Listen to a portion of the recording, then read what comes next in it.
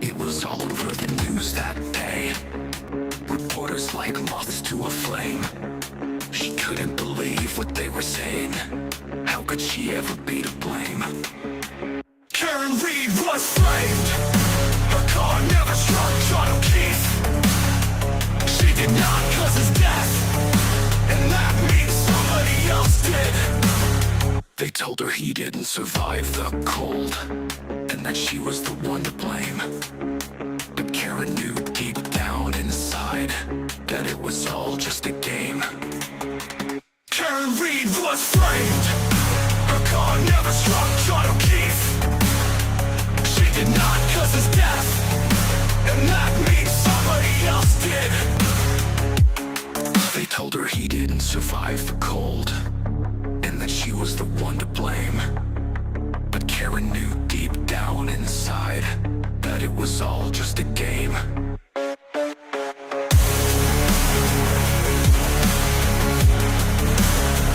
Karen Reed was framed. Karen Reed was framed. Her car never struck John O'Keefe. She did not cause his death, and that means somebody else did.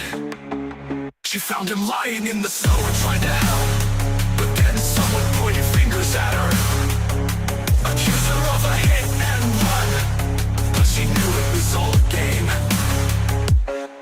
You're all in on the joke, right? You know the Alberts beat him. My car has a cracked tail light, and John was pulverized. Karen Reed was framed. Her car never struck John O'Keefe. She did not cause his death, and that means somebody else did.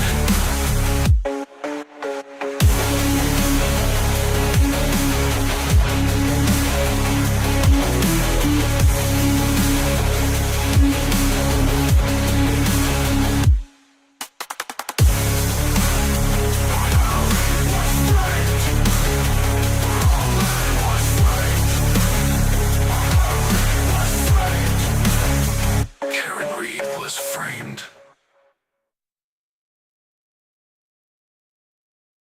Hello, boys and girls. How are we all? All right. Let's get back over here. Kevy, how are you today? I'm all good, and how are you? I'm good. A little phlegmy from hay fever and sneezy and coffee and everything. But otherwise, I'm good. Just don't croak on us in the middle of the stream. Beg your pardon? I said, just don't croak on us in the middle of the stream. Yeah, I don't think hay fever is something I'm going to croak from, but we shall see.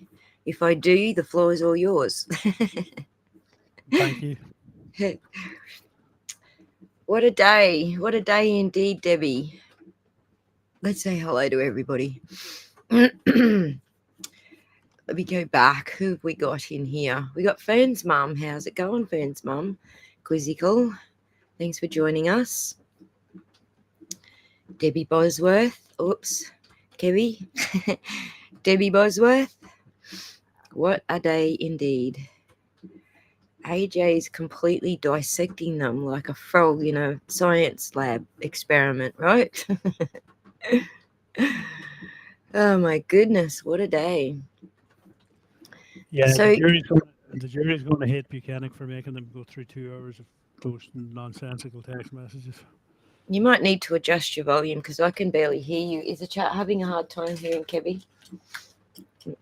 Or are you up as loud as you can go? Because I can do another bit.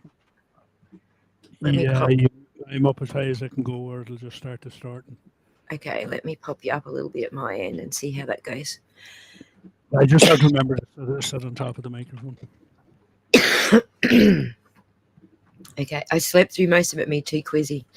So did I. Strong leg, thanks for joining us. Hello, you two. Salutations from USA. Pray for Karen Reed, indeed. All right, so we got some things to talk about today because everybody moved on from the black sole shoe, I think most people get it now that there's some science behind this. It's not just an opinion. Most people get that there's some science behind the black sole. But now we're onto the fucking pocket. These are things that don't freaking matter. I don't know why we argue about stupid shit that doesn't matter. Do we have zero confidence in the smarts of the Karen Reid team? Does anyone out there think Alessi is going to miss any of these details that we're arguing about out here in the real world? Does anyone out there think that AJ's not smart enough? Because, like, seriously, that's what you're all arguing about, that they're not smart enough to see these things themselves. That's why I don't, like, tag them in on everything, because I know they're smart enough. I know what I'm seeing 3 years after the fact and not having actually put my eyes on the evidence is shit they've already gone through. Karen Reid actually did give a comment yesterday. Can you find that on X at all, Kevy? Supermod? What's that? What am I looking for?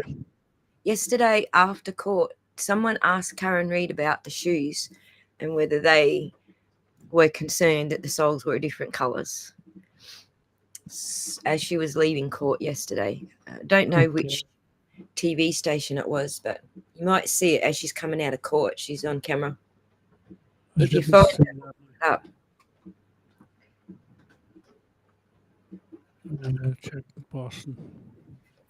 All right, you do that while I carry on. All right, so I'm going to go through this stupid jeans pocket thing. It's not even worth wasting our time on, but I know you all want to know how the hell can this be? So we're going to do this the same way we do the freaking tail light, right? Let's get this up on the screen. Nice and big so we can all see it. Share this tab. Switch over. There we go. All right, let's study this pocket. We can see that it's dark blue on the inside because generally the stonewash acid is applied after the clothes are sewn. And that way you get this dark blue in between your wrinkles and the light blue on the bumpy parts on the outside.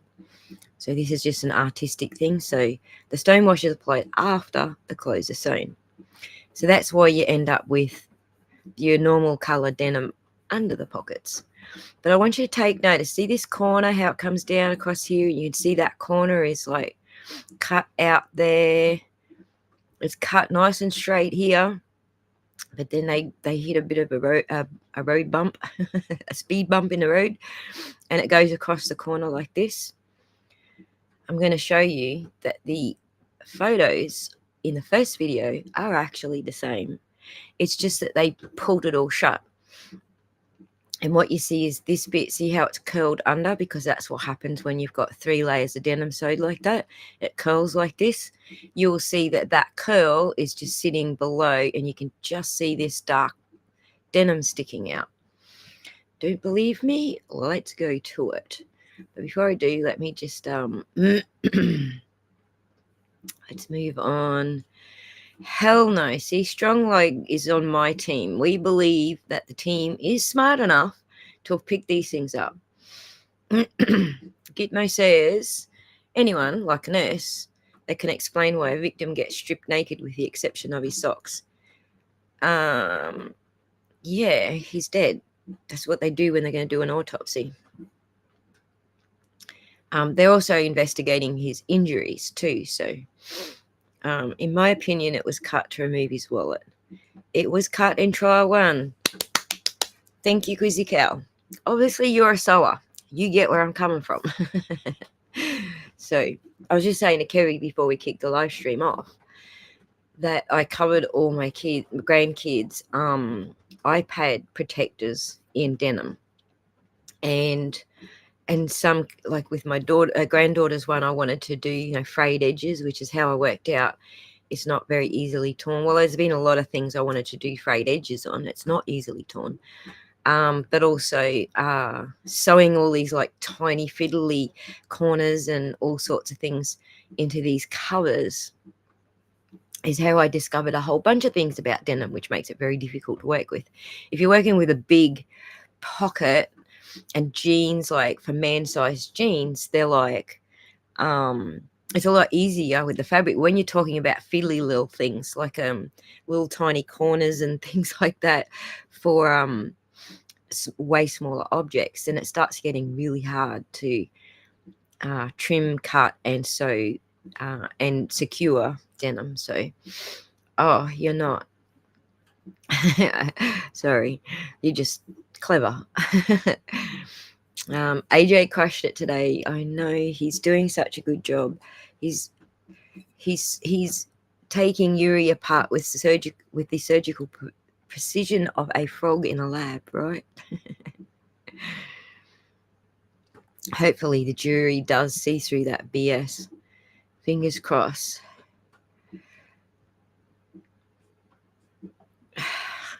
Now what? The shoe was not in Good's first picture. Oh my God. All right. I can only do so much, Fern. I'm going to deal with the pockets today. All right. That seems to be the biggest question of the day. Anyway.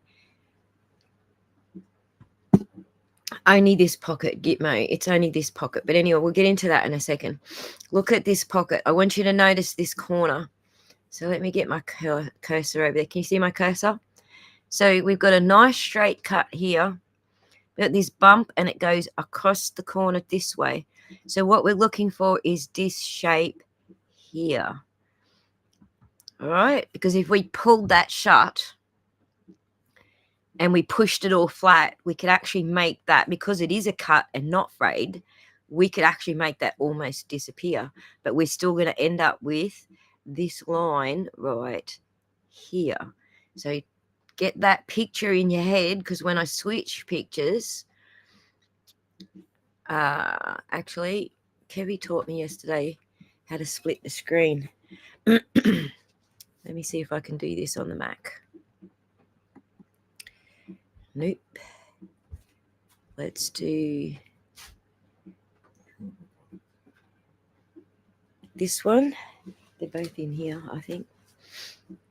And then let's pull out the tab.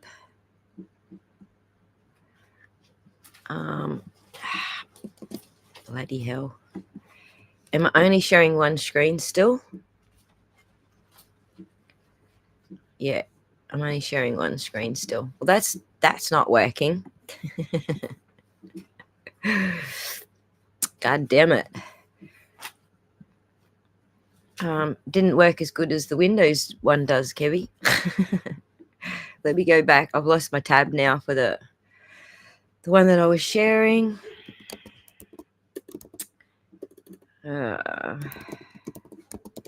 gotta find my tab. Sorry. I pulled it out and then closed it, and so I lost the damn thing.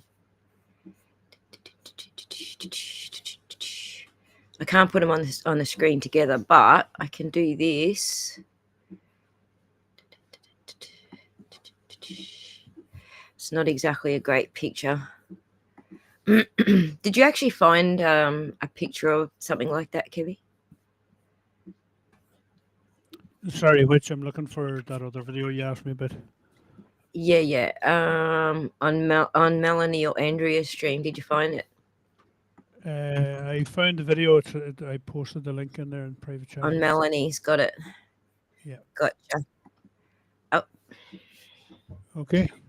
Oh, hang on. Let me just get past the ads. I'm just going to watch the ad through because it's Melanie's stream. Make sure she gets a bit of cash. All right, share that screen.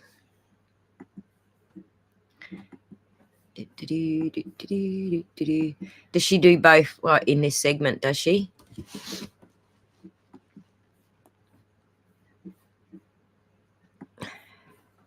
Sorry? Does she do both in this segment, like show the original and this one?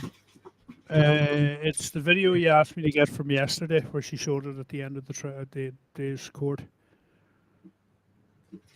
One of the viewers. I didn't watch it through. I didn't have a chance to. All right, we're watching it. And then we've got the last bit, which is the jeans, right?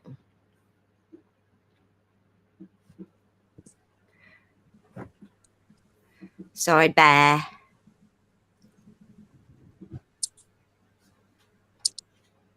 This is going to be so hard for them to fix, given that this plays right into what the overall defense of the case has always been. I mean, this isn't some mid-trial gift where Right. now we can argue the police screwed it up. I mean, they All right. There we go. So, if you want proof the jeans were cut, there's your proof.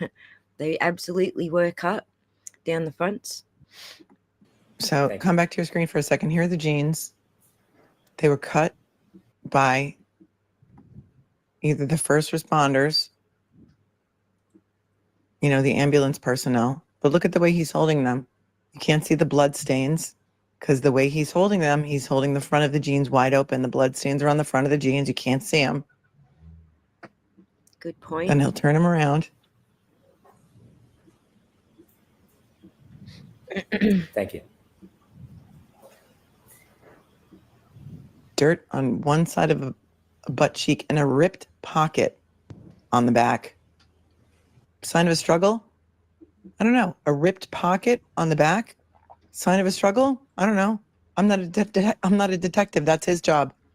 But there were also 5 unknown male contributors of DNA on the red blood stains on his jeans that were never tested, or they weren't sufficient to be tested. But again, they didn't test these stains until more than a year later. Look at the ripped back pocket. I didn't notice that the first time. John O'Keefe seemed like he might have had OCD. He didn't like people wearing shoes in his house. You think he would have walked around with a ripped back pocket and just put those jeans on? I don't think so. How'd that happen? Did anybody ask? Anybody look into that at all? May I approach, Your Honor? Yes. All right. Because I don't remember that. I'm not seeing it here. Look at the timestamp above, 07:52.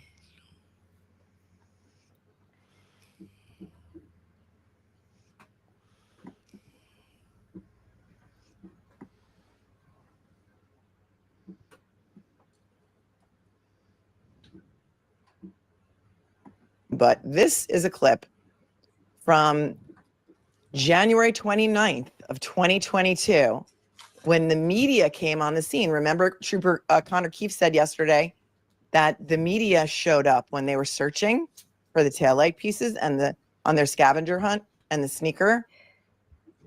This is footage from that day, when the media showed up. So remember all of those suspicious people that were there, the 5 randos or the 4 randos? No, this is back on the shoe again.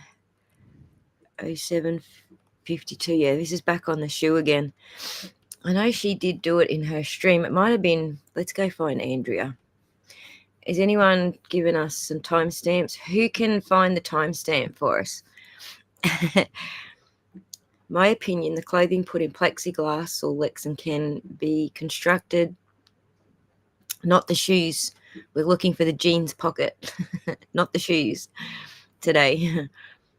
Can be construed as evidence tampering in the least to keep the jury from inspecting the actual evidence. I agree with that entirely. Oh, gotcha. Right, Karen talking about the shoes. Yes, thank you. All right, my mistake, Kevy. Sorry. Share this tab. Hang on. Share this tab. That's better. Now I can see all my freaking do-believers.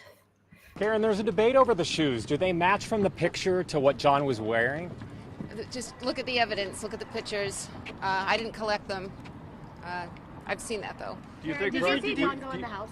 I did. You saw him go in the house? I saw John go in the house. Can you describe him going into the house? Which door and how and when? No, I have, though, and I'm sure the prosecution will play it.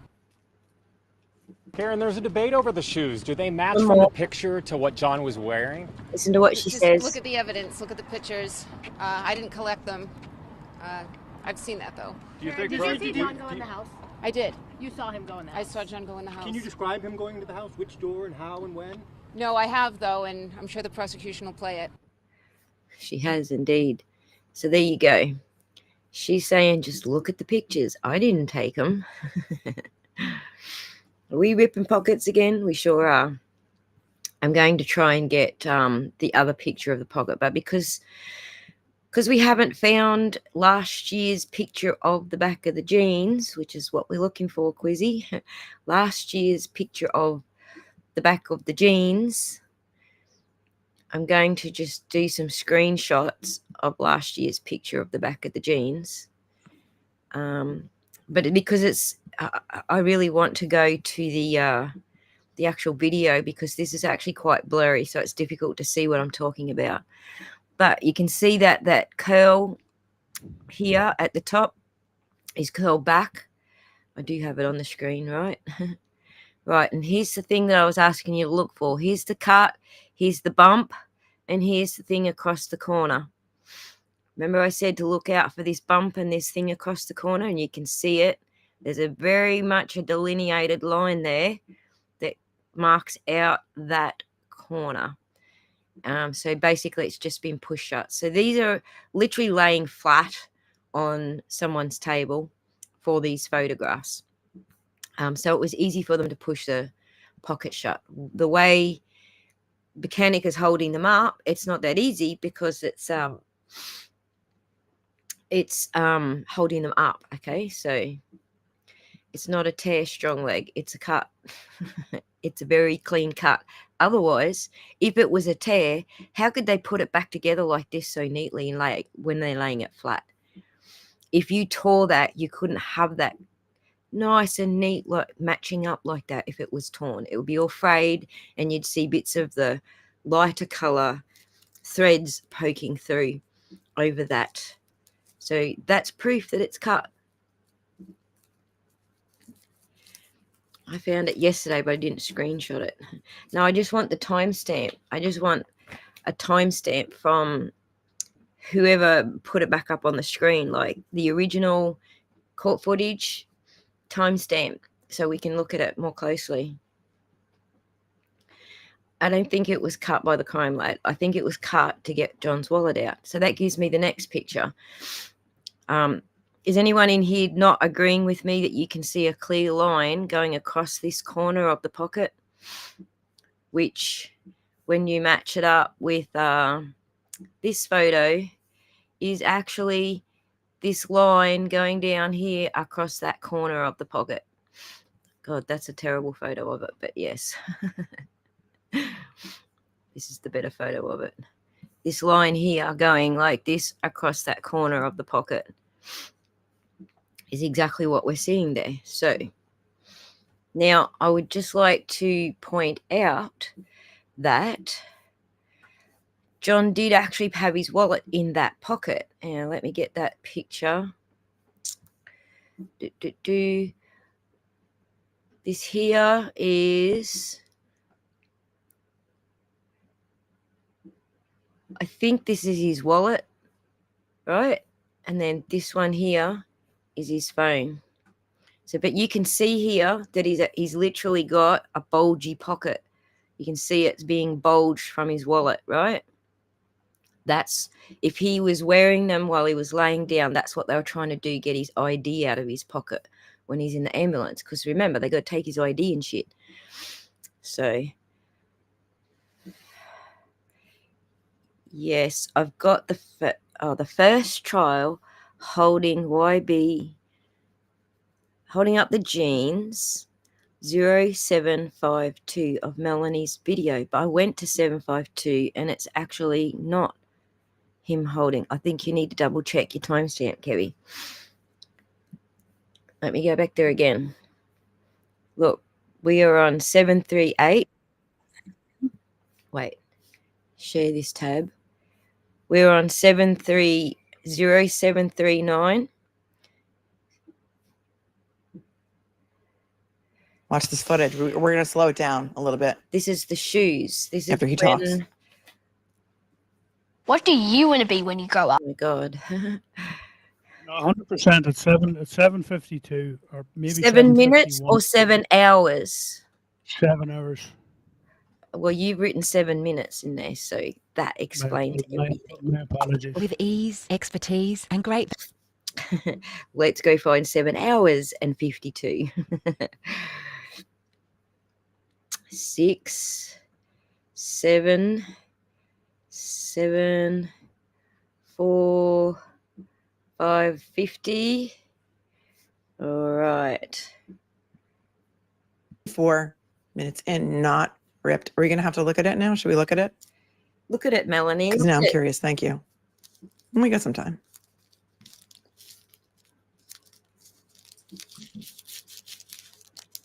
And let's pull up the receipts. That's what we do here, right? So for you, those of you who are not familiar with the Trial Channel is an amazing place where you can go on YouTube. And they love that I shout them out, because when we first started with Trial Channel, they had less than, I think, 1,000 subs. Now they're up to 26,000. But what they do is they take not just the Karen Reed trial, many trials. So you should sub to them. And what they do is they parse out the testimony of witnesses into separate videos. And so you can find just the video that you want for the witness that you want. They cut out all of the Okay, that makes life easier. Thank you, Melanie. dead air and the sidebars and things like that. Okay, so episode 51.1. This is trial number 1. They're also working on trial number 2 right now. So 51.1. I think you mean 54.1. That's 54.1. 37 minutes in. Okay, let's go. We're not going to be able to zoom in so much on her screen. Where maybe we should go to the trial channel. 54. What's she watching? Is it her own videos? Is it?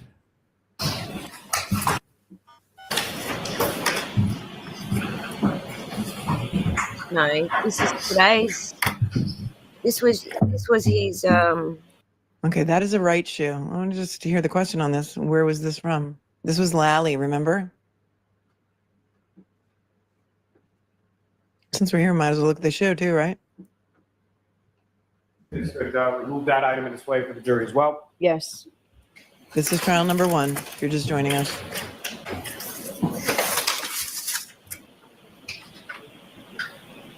See how they pulled out the shirt last time? It was not in a museum-style case. That's the back of the shirt. Why is there dirt on the back of the shirt if he was wearing a sweatshirt over it? Why did he only show the back of it and not the front of it? Okay, hang on a second. The back is where the design is, right, my friends? The back is where the head injury was too. He's only showing the back. It's really dirty. Remember, he had a hoodie over it. Blood, Melanie. He doesn't show the jury the front of the shirt. Oh, that's so interesting. Another item, sir, be right in the tap. Oh, the volume on this is good. Yes, it's the right sneaker recovered from the hospital room. Oh. Your Honor, with the court's permission, if the witness could remove that item. He says it was recovered from the hospital room. He looked right at it and he read the envelope. And not today. It wasn't. Yes. He did the same mistake today, this year. Read the packaging. Did he know that it said that it was at 34 Fairview? It said in the hospital room. Thank you, Sidebar Buffs and Rams fam. Okay. Okay, Sidebar. Just cut out because they're awesome at Trial Channel.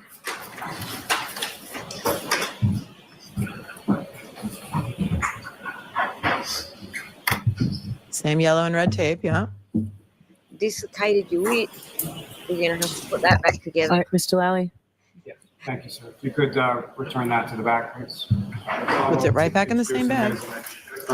Yes, I'm going to. Thank you. You put it in the wrong bag. Yes. Bring on the jeans. Bring on the jeans. From that set, do you recognize that? Yes, it's a bag containing a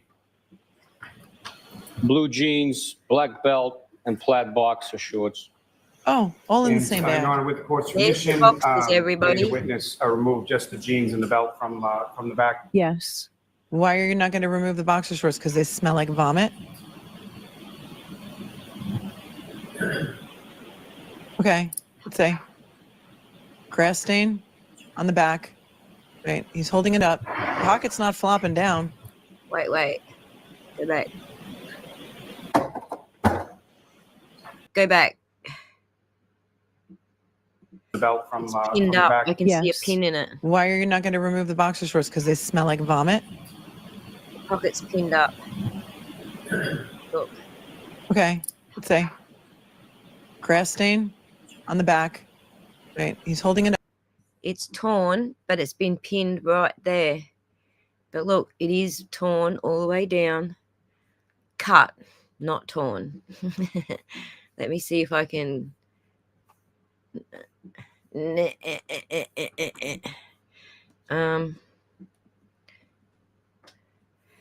the best picture we're going to get of it too.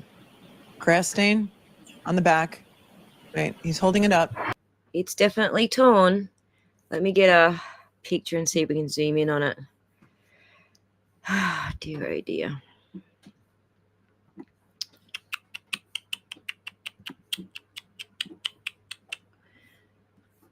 Let's get that. It's probably just going to be blurry the more I try to zoom in on it, but we'll see. We'll see.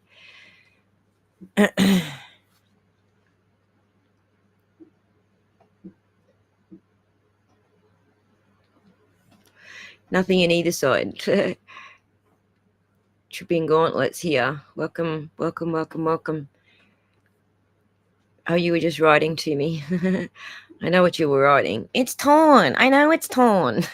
But we're just proving that it isn't. It's actually cut. Anyway, let's get this other picture up on the screen.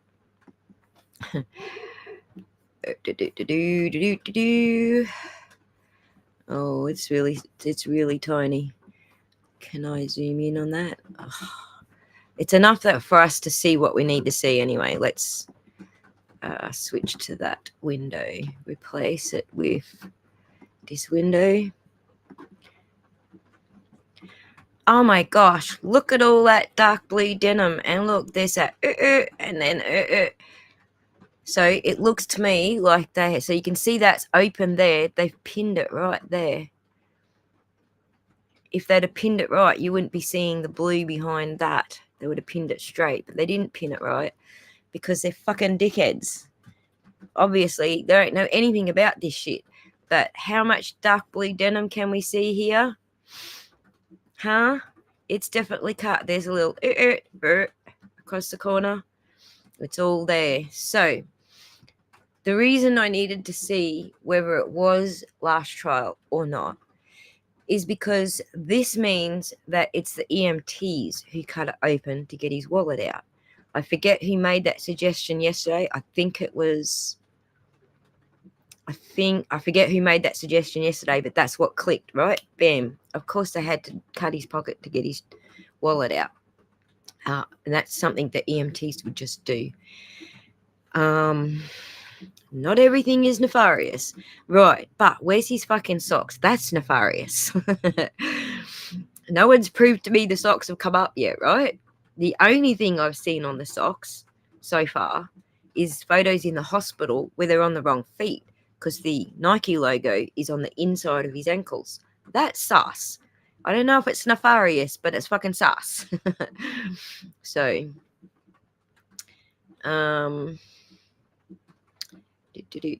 both shoes are the same and the pocket was cut. Can we talk about the green Lexus now?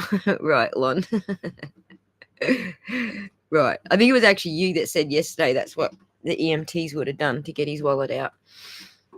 Hank not bringing in any first responders. All right. So they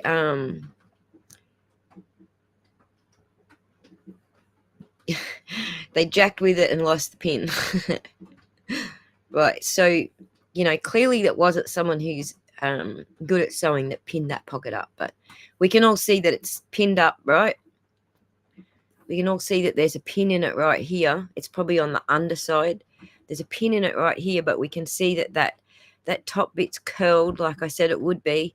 And we can see all the dark blue denim underneath it.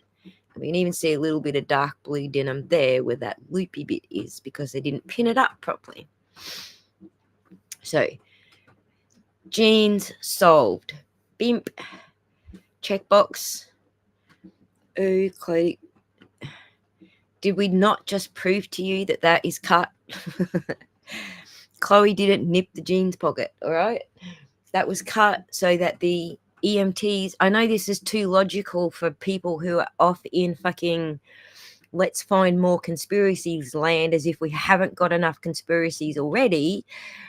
But the jeans pocket was cut by the EMTs to get his wallet out for his ID. All right. He's in the ambulance. They need to start logging who he is and why he's in the ambulance. That's part of their logging process. That's why his jean was cut. Okay. Moving on. Let's talk about the Hulk green seats in Karen Reed's car. Or if you prefer, the bright green, the neon green disco ball now inside Karen's car. Has anyone in court discussed glass and blood were found in the snow? It was found on top of the snow, right? F-bombs. No one in court has said it yet, but that's been my point all along. They found it on top of the snow. If John was always there and then the snow fell on top of him, then how can the blood be on top of the snow? It was discussed a couple of days ago, or it was brought up with the officer that found the glass. You need to come closer to your mic. We can't hear you. It was brought up a couple of days ago with the cop that found the glass, and when they were discussing the blood in the solar cups and that. Why it was on top of I'm the not snow. sure if they discussed why it was on top of the snow. They just discovered finding it, and it was strange. Right, but it's on top of the snow, not under the snow. And they're not going to admit that. Brennan's side's not going to admit that.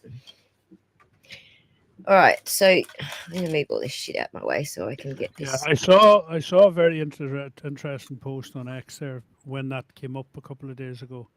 Somebody had actually got the weight of the plastic, the polycarbonate, versus the weight of the glass. And the glass is twice as heavy as the polycarbonate, so that you would think the glass would be under the snow and the polycarbonate would be on top.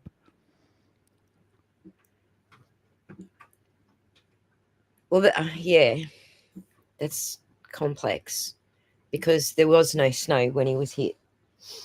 No, well, there was a bit. But you understand the point that we're trying to make? I do understand the point. And I get what Strongleg's saying here too. No property report of his possessions, his wallet or his watch or his phone, right? No property report. The ambulance should have taken all of that. Now, let's get to this next post. We're done with the jeans now. I am completely satisfied that whoever did the jeans cut them to get his wallet out, and it's perfectly par for the course, and that's how it should be.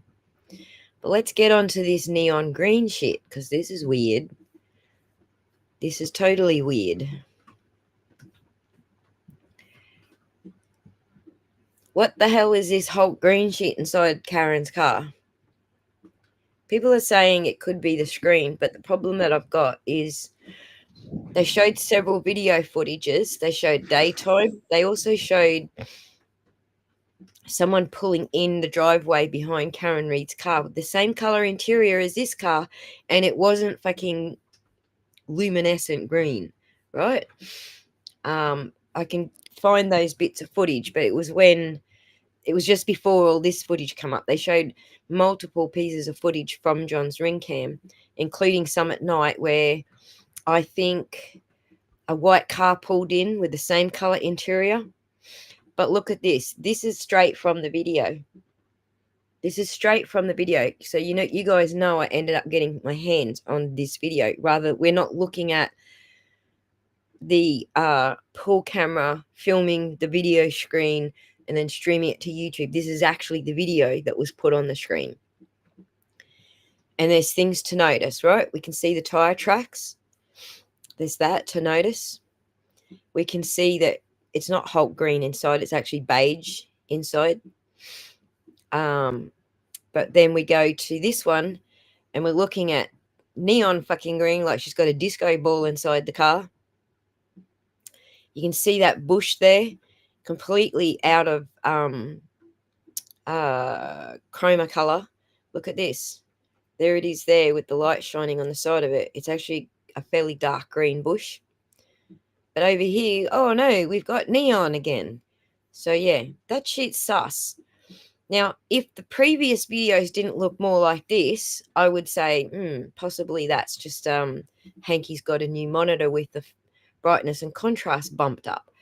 But it's not. The other videos that they showed prior and after this are not edited with that much gamma. That's what it is that's creating the luminescent green is the gamma is like jacked right up. Also we can see out here like all the red out here. Isn't this side supposed to be broken? Aren't we supposed to have all white out here? Anyway, could it be done light? What do you mean by done light? What's done light? Could it be done light? Not sure I follow. I think you might be missing a word. Could it be done by the light? No. It's the same video. All right. This video here is the same video as this video here. It's done by adjusting the gamma. It's the same video, but except Colleen Crawford has bumped all the gamma up in this one for this trial. So, and this is the original video. This one here, this is from the original video shown in court. This is not the pool streamed off the court monitor and then streamed up to YouTube. This is the video they showed in court. So back in the early days, before Judge Bev started sealing everything, Karen did actually give some copies of what she had from prosecution to various journalists and whatnot. So that's what we're looking at here. This is it's still doctored video, but this is the doctored video that they originally gave to defense. This here, this is doctored again since trial 1.0. So hopefully that answers your question. Oh, you meant the dome light. No, the dome light isn't doing neon green. I follow you now. So, yes, thank you. I didn't get the M and the N mix up. I apologize. I get it. No, it's not the dome light. Again, one more time over here. This is the original footage that they handed over to defense for trial 1.0, or before trial 1.0. This is even pre-trial 1.0. This is it here. That's what they gave the defense. This here is not what they gave the defense. And I've actually got Colleen Crawford's own. It's not the camera. I've got Colleen Crawford's own documents here. Let me just pull them up for you. Where are they? Where she admits that she has adjusted them again to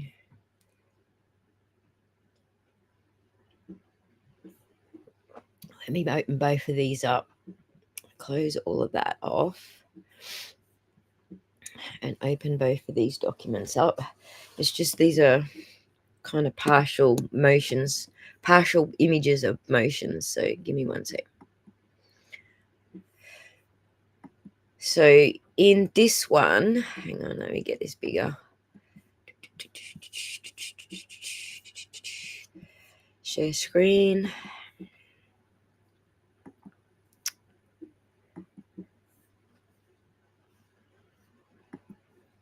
So in this document here,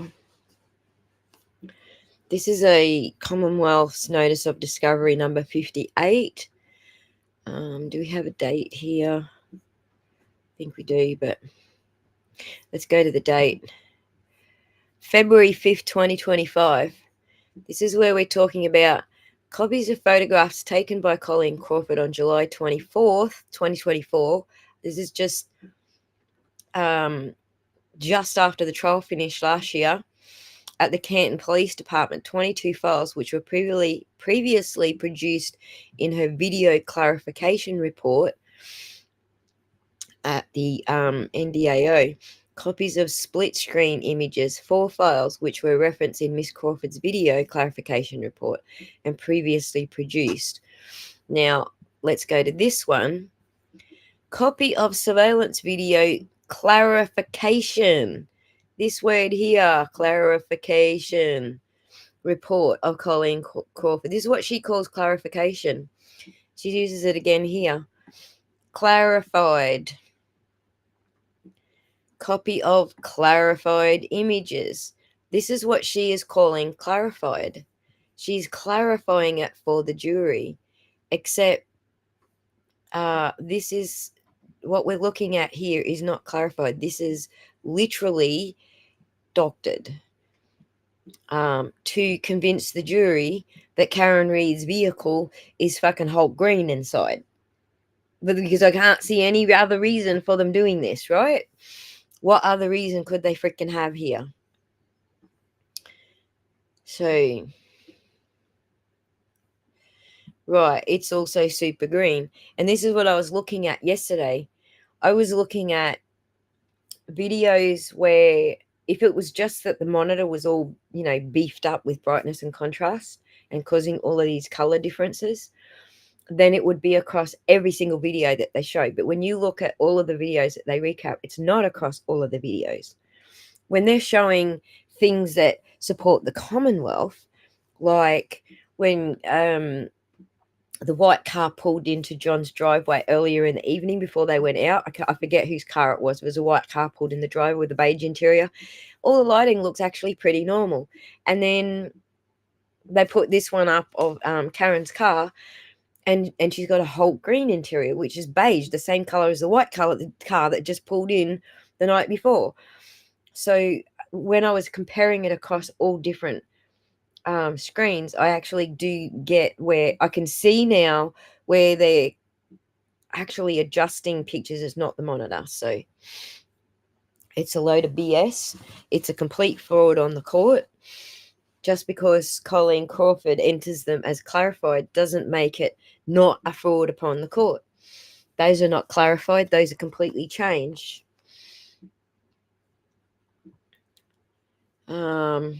So hopefully you'll concede the points that I'm trying to make here. This is screenshotted off my own computer, off the original, so we can see the seats are beige. There's a lot of pictures of the Lexus showing the beige colors of the seats. But here's the thing: even this one is the gamma's even fucked with in this one because they're not that beige. They're still looking a little green here.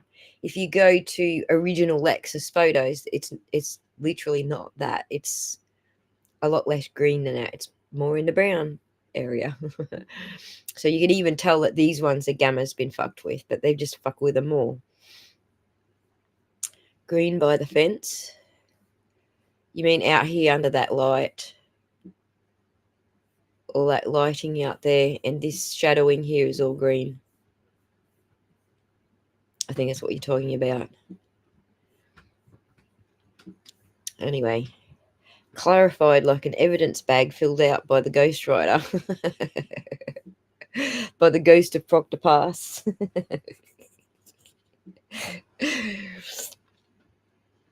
Strong legs picking up what I'm putting down. Right, hopefully.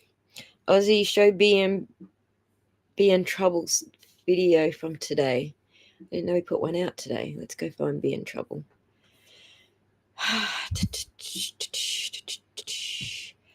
BN Trouble 31.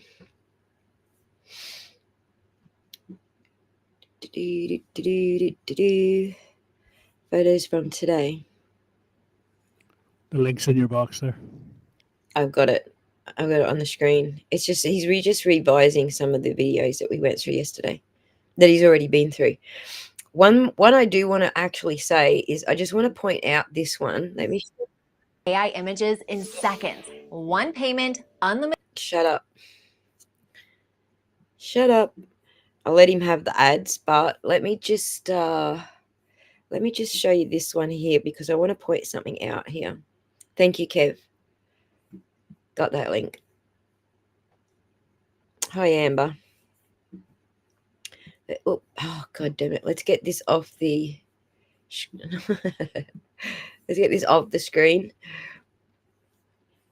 I want to just show you what he's pointing out here and why we can't be doing it this way, which is what I had to study very carefully before I went through the previous demonstration, working out whether we're looking at a screen change difference, different court cameras, pull cameras in the court, different things like that. I did that whole exercise like all night last night just to be sure that we were actually seeing edited footage. Sorry, coffee time. What we're seeing here is a result of why I tell you guys not to zoom in on this footage, which is the pull camera filming a video screen and then streamed out to the internet, because it creates really weird shit, exactly like being Trouble's picking up here. So this is the original video, and as you can tell, the new couple of things. You can see the snow sprinkling in the foreground. So between the dash cam and that car, there's a lot of movement because there's snow, right? So keep watching. The video looks like this. It is much darker, and now it is even more altered than it. I'll give him that. That's definitely altered. Okay, this is the Colleen Crawford clarification. Try saying that with your mouth full. It was before. Can you imagine that? Let us just take this in for a moment. This is the original video, and you can see the blur spots. I will highlight them later in the video. Can you see the snow moving in the foreground here? All the snow falling. This is how it originally looked, and you can see that the video was altered originally.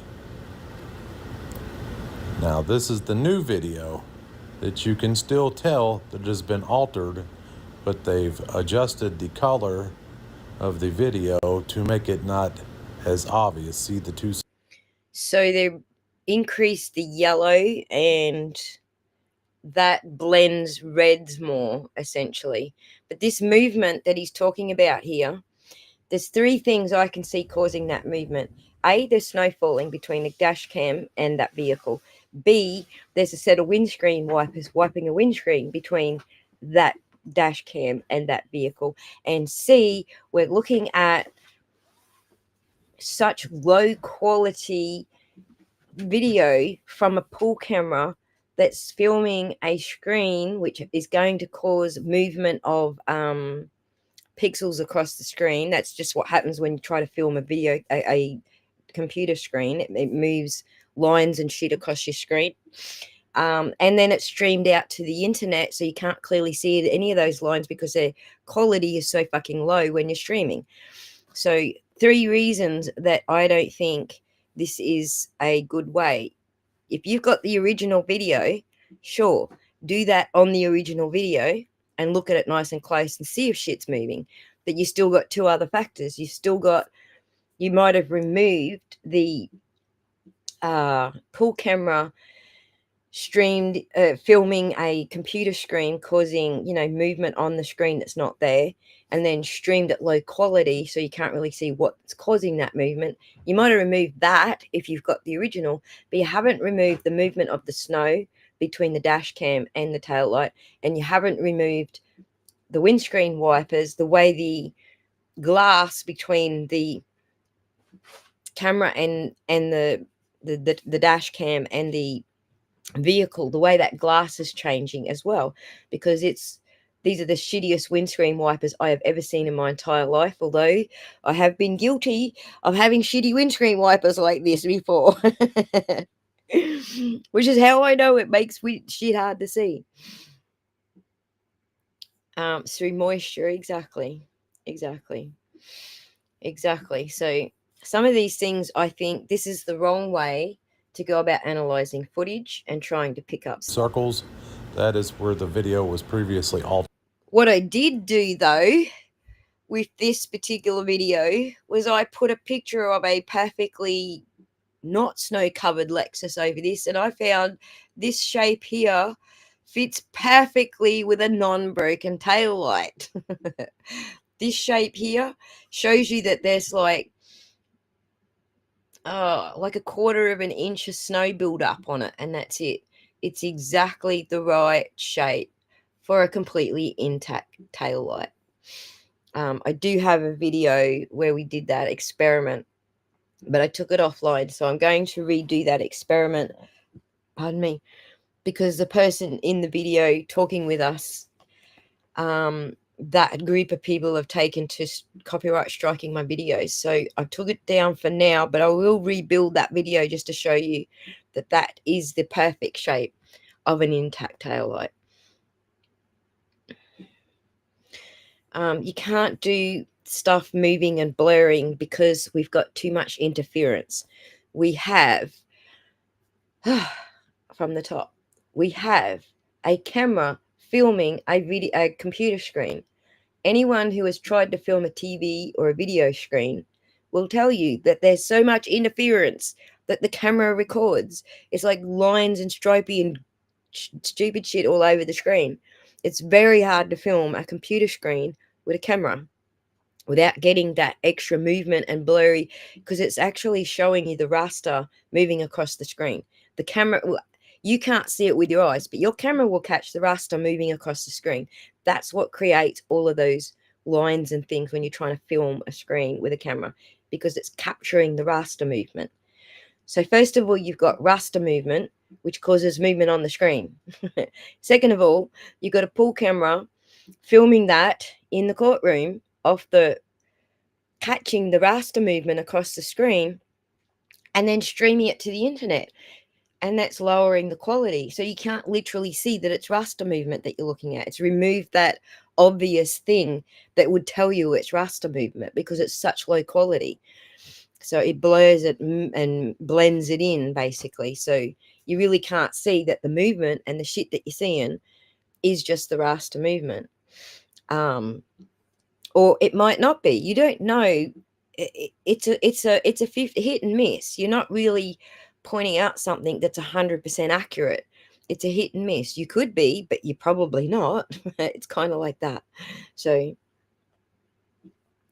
and digital video is not always the best. Exactly, which is why crime scene photographers always use SLR.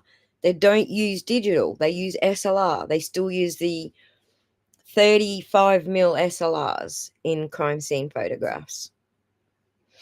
The raster movement was Bob Marley. Right, exactly, Lon. Exactly. Perfect example. So I'm at a party one night, and I decided to take some photos of the dance floor because everyone, the whole dance floor was all jumping in time. And from the angle that I was looking at was just to see it was like a wave. I don't know how to explain it. But anyway, I tried to film this, but all I got was the dust orbs between me and them because they were all outside dancing on the dirt. And it freaked some people out. When I showed some friends the video, it freaked them out. They were like, oh my God, that's devil shit. It's just dust, man. So the same thing with dust. What happens is you have a dust particle in the air, but the dust particle has a shiny surface. Even though you can't see it with the naked eye, the camera picks up the light reflecting off that shiny surface, and you end up with, ta-da, an orb.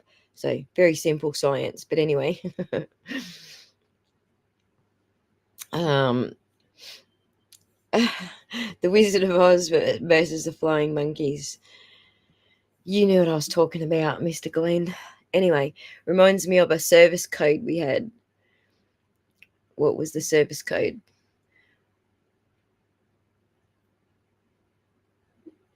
Yes, Kanika Jenkins. Exactly. Alan Jackson's pregnant pause. Kanika Jenkins was the perfect example. Everyone went nuts with the Kanika Jenkins story because they were zooming in and they were picking up pixels and movement and shit. And they were all like, oh my God, look, there's someone there. And there wasn't anyone there. When you zoomed it back out, you could quite clearly see they're just zooming in on fucking pixelated shit that wasn't anything, basically. So I don't recommend you do things that way. Hopefully people are listening to me and understanding why we don't do things that way. It's precisely why when it comes down to things like this, I'm comparing it with an original piece of footage, not from screen grabs off of screen grabs off of screen grabs. This here is even less certain again, because you might have, see how it's quite blurry around the edges. This might simply be because none of that is very clear. Even the outline of John's car's all fuzzy. That could just be the pull camera's not zoomed in properly. So he's zooming from looking at Karen at 1 point distance, and then he's zooming over to here looking at someone on the stand, which is actually closer to him. Then he's zooming out here to the screen. So some of that could actually be caused by the cameraman himself. You can't actually be sure of that. So when you're doing comparisons of things, you need to have the original footage. You can't be doing it off of screen grabs of screen grabs of screen grabs. We're talking 5th generation artifacts that are introduced through each of these different types of strong leg light can also light reflections plus pixels, and they can all cause ghosts, right? Chasing shadows, Kevin, exactly. Exactly. You are on the stage. If you want to say anything, you just got to unmute. You are on the stage, but I've just got a screen share up. So Yeah, no, that's fine. No, I'm happy sitting here listening away. Okay. Did you watch GH back then? GH? Grey Hughes back then. Grey Hughes. I started watching Grey Hughes during I can't even remember, to be honest. I think it probably was back then for the Kanika Jenkins. I think it probably was back then. I know I started watching him when he solved that case. He solved a case. He was actually one of the YouTubers. He solved a case, but I forget what case it was now. That's when I started watching him. Plus, you can compare video to video in the same day with the same setup. Right. We're not looking at the same setups here. So comparing the same videos with the same setups is a totally different thing. So if I was, for example, looking at this video footage here, and then I got another original video footage from John's house, then I am comparing apples to apples, right? Because it's the same codecs, it's the same camera, it's got the same lens, dirt on it, it's got the same environmental factors. You're comparing apples with apples. So yes, you're right with that. Just on your YouTuber, was that Todd Matthews by any chance? No. Todd Matthews? Yeah, it was a 30-year-old cold case. The one that Grey Hughes solved. Was it? Grey Hughes, was it? Okay. I don't think that was it. I know when I hear the name of the case, I'll probably remember it. Right. Kevin's a good listener, Glenn Lake said. Is it not Jared Lasik? I've just did a quick grok search there to see which YouTubers solved crimes, and I've got a list of them here. Oh yeah, look up Grey Hughes, what one he solved. I forget what it is, but I can clearly see the shape of the red taillight cover that protrudes quite a bit on that Lexus. I can too, Jen the Couch Fairy. I will recreate the video where we were showing that demonstration for you. Because I am still new to the Mac, I still don't have I've got to adapt to new software on the Mac. I can't use my old Windows software where I would have demonstrated this and, within 10 minutes had a screen grab or filmed a screen grab to publish to the internet. It's actually taking me days at this point to remember how to do everything on the Mac. So different software, different tools, different. It does my head in some days. So I'm actually very slow at getting things out these days. I've got the answer there if you want to hear it. F bombs. They did show half a dozen from his from John's camera on the same day, and that's why I'm saying that this picture here. That's why I'm saying this picture here is physically manipulated file and not to do with the screen being different, because the others that they played didn't have these the gamma punched up like this. There's the only ones where they punched the gamma up are where they're trying to frame her.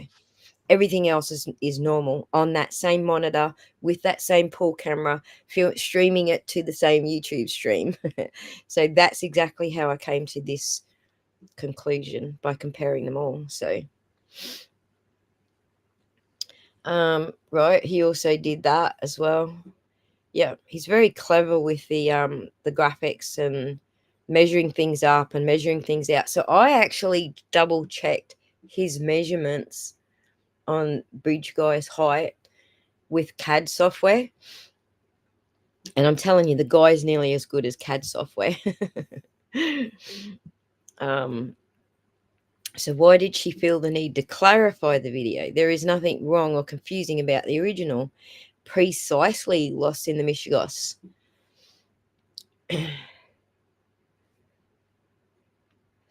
So I will be a grey mod if I get a wrench. Well, not happening. Grok response to Grey Hughes search.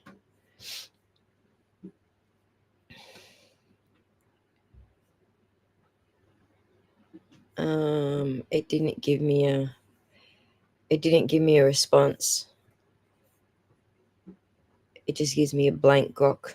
Type your comment here. Ask me anything. Share your screen so we can see what Grok says. Okay, give me 1 second.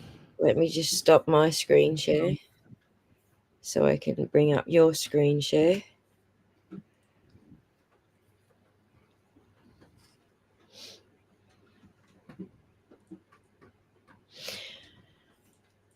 Yeah, I'm going to get to that. Sorry, it is on my screen. I am getting to it. We've just been a little sidetracked. Sorry, but we will get to it. Let's see what Grok says about what's Grey Hughes. So, can you zoom in on that? I can't. That's your screen that it's on. No, can you zoom in your screen so it's bigger on the share? Read it out. It's too tiny, but read it out. Okay, there is no definitive evidence that Grey Hughes, a YouTube crime content creator known for Grey Hughes Investigates, has directly solved any crime. That's rubbish. That's bullshit. His channel focuses on analysing and discussing true crime cases, often covering unsolved mysteries, cold cases, and missing persons, with an emphasis on detailed visualizations like maps and 3D models. Some of his followers credit him with contributing to investigations, particularly in the Delphi murders case. No, it's years ago, years before that, there was a case. It was all over. I'm coming to it. I'm reading it out for you. I know you are. I'm criticizing Grok, not you. The 2017 murders of Abby Williams and Libby Gurman. For example, a Reddit post mentions that Hughes created a video flow of the crime scene early on, which was reportedly beneficial to police efforts and earned thanks from law enforcement and the victims' families. However, this does not equate to solving the case, as the Delphi murders remained unsolved for years, with Richard Allen's arrest in 2022 coming from other investigative departments not directly attributed to Hughes. Hughes has also been involved in raising funds for DNA analysis through Identifiers International to identify John Does or suspects, which could indirectly aid investigations. Still, no specific cases documented where his work led to confirmed resolution.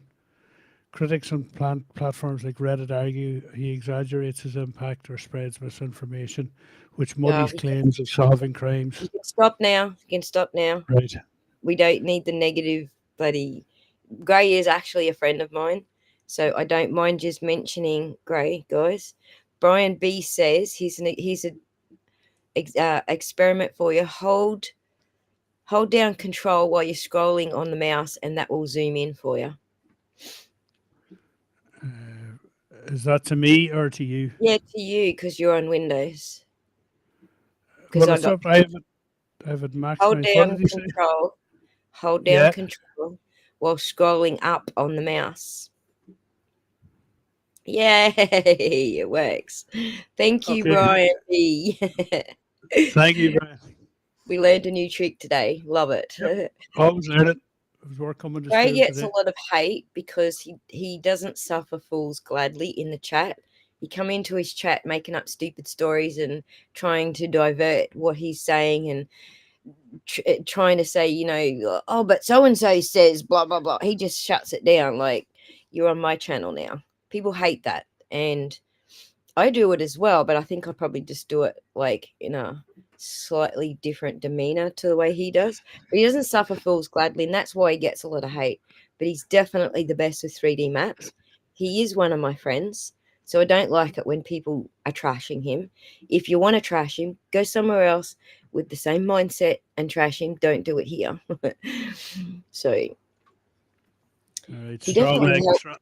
He did help with the Jodi Arias case, but the case that he was all over the news with, because he worked with the who's that?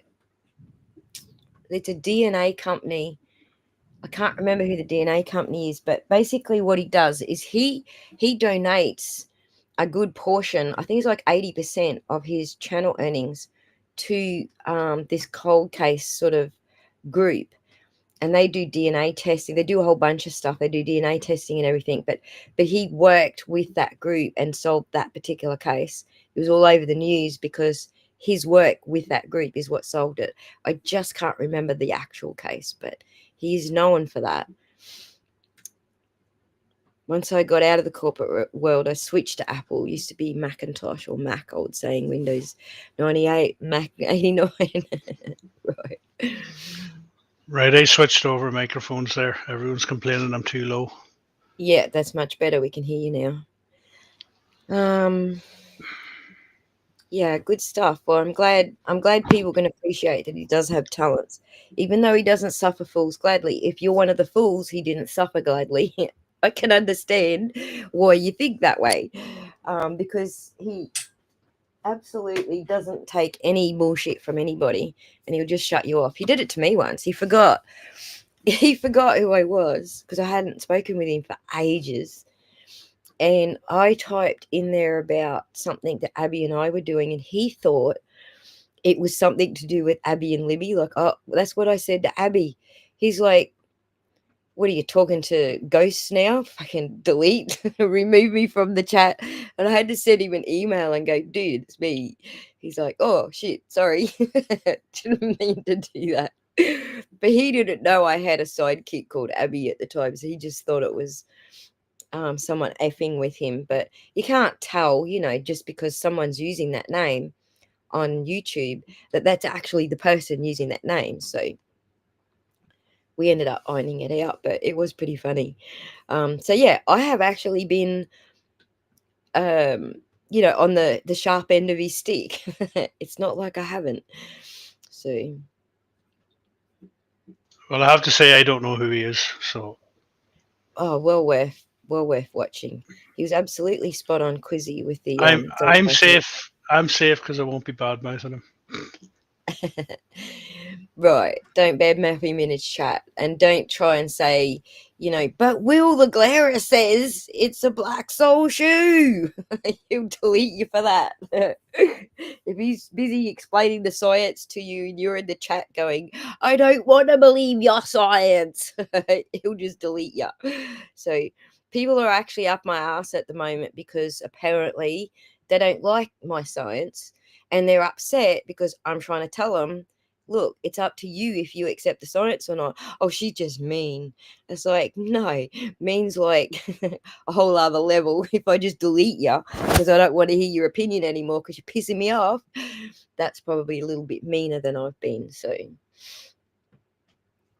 that time Ozzy got thrown out of chat. I so did. It was so funny. So I still use MS-DOS. So do I. Like when I'm frigging around with one of my Windows machines, so do I.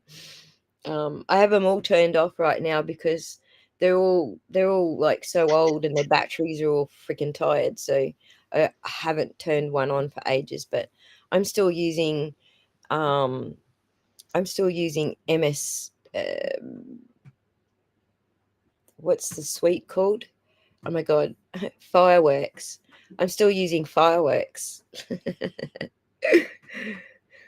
I think I've seen some of his Idaho stuff, quality presentation, even though real disagreements with his conclusions or assumptions. His 3D stuff is quality. And like I said, I do double check some of his work sometimes. I put his measurements that he calculated on the screen, given that he'd been to the site and knew the measurements of things like the railway sleepers, etc. He worked out bridge guy's height. I put all that into CAD and worked just from his calculations of the sleepers and stuff in CAD, worked out that he was pretty spot on with bridge guy's height. So anyway, all right, where are we? If you can handle his dry sense of humor, which a lot of people can't, his research is really good. Right. I took a lot so I learned a lot of my mapping skills from Gray. One of the things I've gone that little bit further is I'm now using the animated studio for Google Earth. I don't know that he's got into that side of it, but I learned Google Earth mapping skills from watching Gray for the last 15 years. So elevator case. Not one he solved, but he was definitely directly involved with that case, but he didn't. It's not the one that he solved. It'll come to me. It'll be after the stream is over and everyone's moved on and no one's even thinking about it again. And my brain will go, bing, bing, that was the case. I'm shocking with the names. Nouns are just not my friend when I'm on a live stream. Truth is truth. I get it that people want that aha moment, but you have to stay level-headed. Indeed. Was it the A65 murders? No, I will find it for you. Was it an old cold case? It was cold at the time that he solved it, which is why I'm having trouble trying to work out in my brain which order it was. I've been watching him for 15 years, mate. I can't tell you which one it was, right? I'll get it for you, Zoe. I will find it. I know he's mentioned it on several streams, so. Right, I'm still trying to Google here. I'm trying to get to the bottom of it. Well, I wouldn't worry about it. I will get it from the horse's Okay. mouth. I'll go back All on right. his stream and find where he mentioned it, and then I'll tell you which one it was. Well, I'm in his website there at the minute. Right, but if he's so far off the mark because he's a rude person, let's say that's what people say. Oh, he's rude. So how can he be right if he's rude? Well, that's bullshit. He's right because his methods stack up. You can still be rude to your chat because they're being rude to you or being rude in your chat and still be correct, right? Is the point.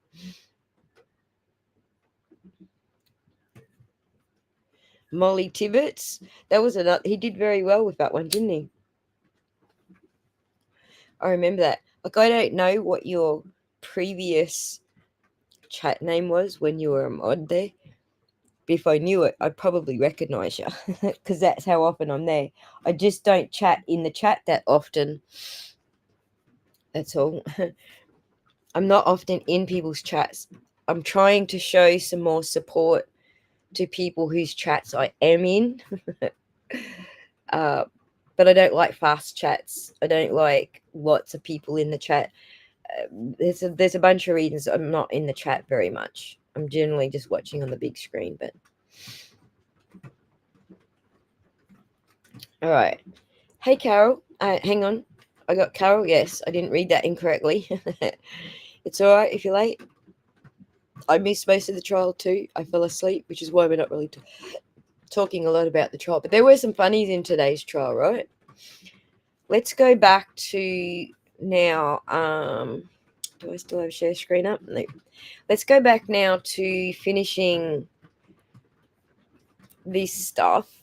Today's video from Be in Trouble. I just wanted to point out that if you're going to go about things that way, I wouldn't be, looking at a 5th generation recording stream to YouTube. That's all I'm saying with that. But these 12 Aussie suburbs are set to... Let's get past the ads. I won't be in trouble to have the ad revenue, so let's just wait for that. All right. I might mute too because you... Do you notice anything about the right rear taillight in that video? Yes. What do you notice? It's showing white and is missing the red taillight cover lens. Could you stop, please? Do you notice anything about that still of that video? Yes, it's consistent with its appearance of missing that red taillight lens. If you could play the... When you saw that SUV in front of you for the time that you were there, that 5 minutes, did you ever, and you said that you saw brake lights at times, did you ever see at that point missing parts of its taillights? No, sir, I wasn't observing the vehicle like that. When the taillights were on, when the brakes were on, what color was the glow? Red, sir. Did you ever see a missing piece where it was white instead of red? No, sir. If you could play this, please. Did you have a chance to review this video? Yes. Is this at 5:07:58 a.m. on January 20th? Do you notice anything about the right rear taillight in that video? Yes. What do you notice? It's Damn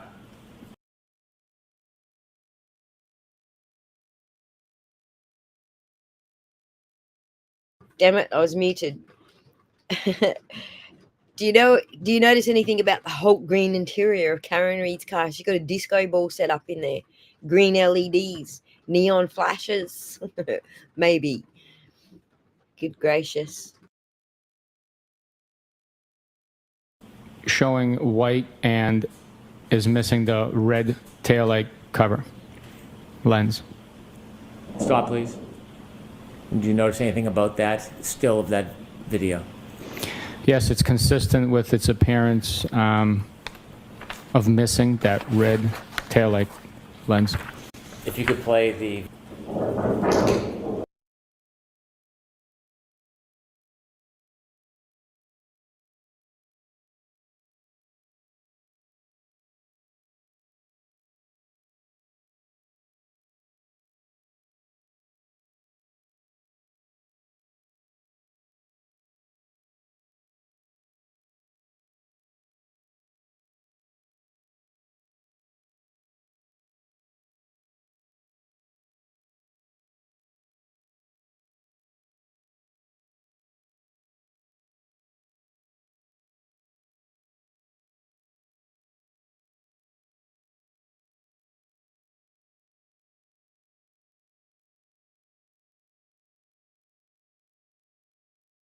Oh shit, I did it again. Sorry. I'm playing with the mute button because I've got rain on the roof and I don't want you to hear the rain on the roof. But then I'm looking at the other screen so you can see my mouse cursor and forgetting that I'm muted. No, you have to let Glenn Lake hear the rain falling. He's drinking alcohol there, so he'll be running to the toilet all night. All right, I'll leave it so you can hear the rain on the roof. It's actually softened since I muted, so I'm sorry, guys. Let me say that all again. See the bullet? That bullet shape there? That's actually on the fucking lawn right now, apparently, according to them. That part of the bullet on the side of the lens. I'll show it to you because BN Trouble's going to show it to you. Look. See that bullet there? That's the bullet shape right there. But that's the light that you can see right there. That's that light. So if all of that plastic is missing, oh my God, an ad. If all that plastic is missing, then how the hell is it showing up red? Of that video. See that light there? It's from the shoulder shape piece around the corner, which BN Trouble shows us here. Nope. Here. Right, this shoulder piece here. That's where that is.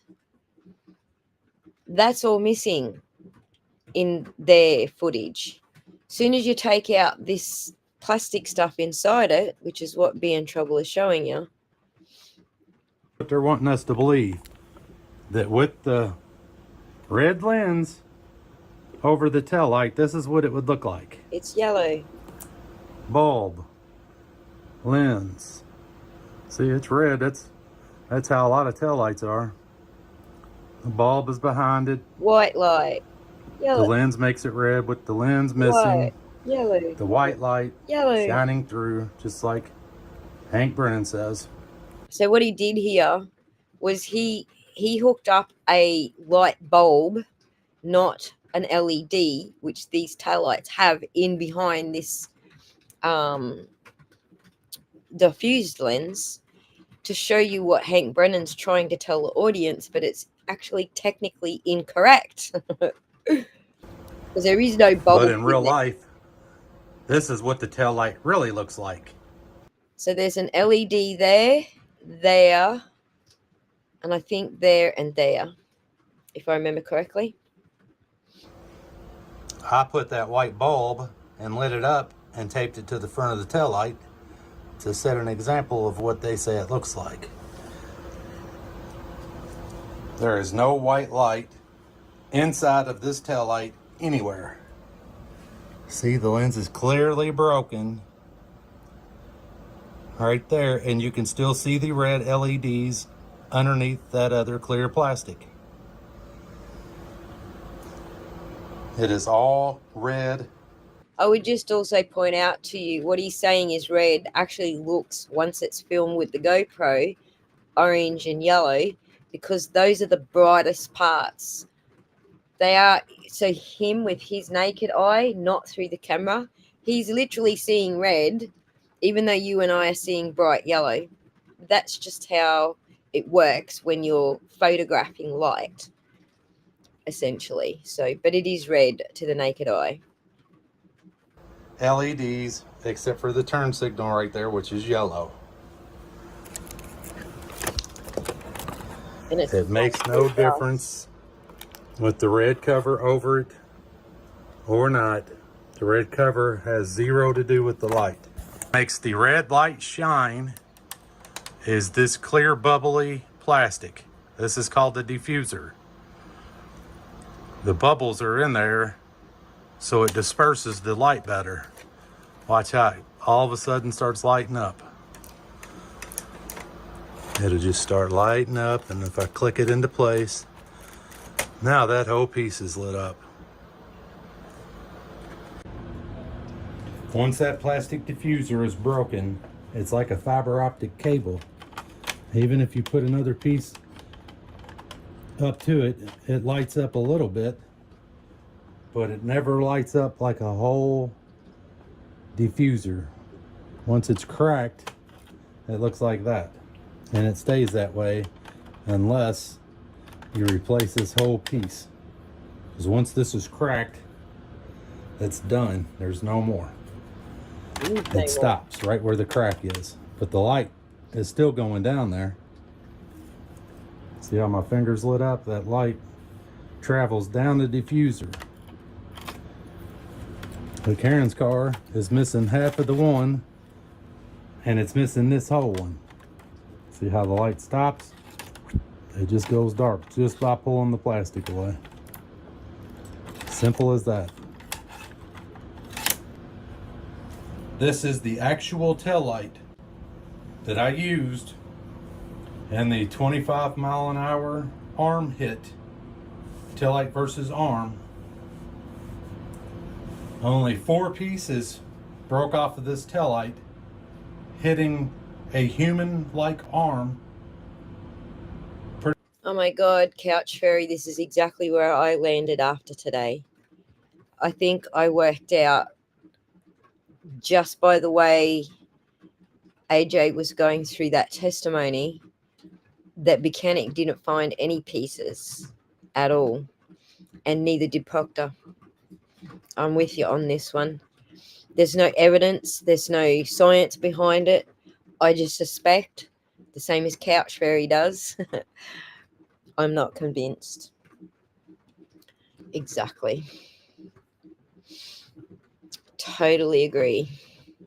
I don't believe anyone went to Fairview after February the 4th. Exactly. The Commonwealth picked the wrong taillight to mess with. Indeed, Glenn. So yeah, I think Be in Trouble makes all the valid points. Pretty much on the elbow, and this is all it did, was knocked 4 big pieces off of the taillight. There was no small pieces, 4 large pieces only. It did not break the diffuser. It did not break any of the LEDs out. It didn't break that plastic trim piece. And the way I did the experiment, I wanted to cause the most damage I could from an arm versus taillight. And all it did was knock the 4 pieces out.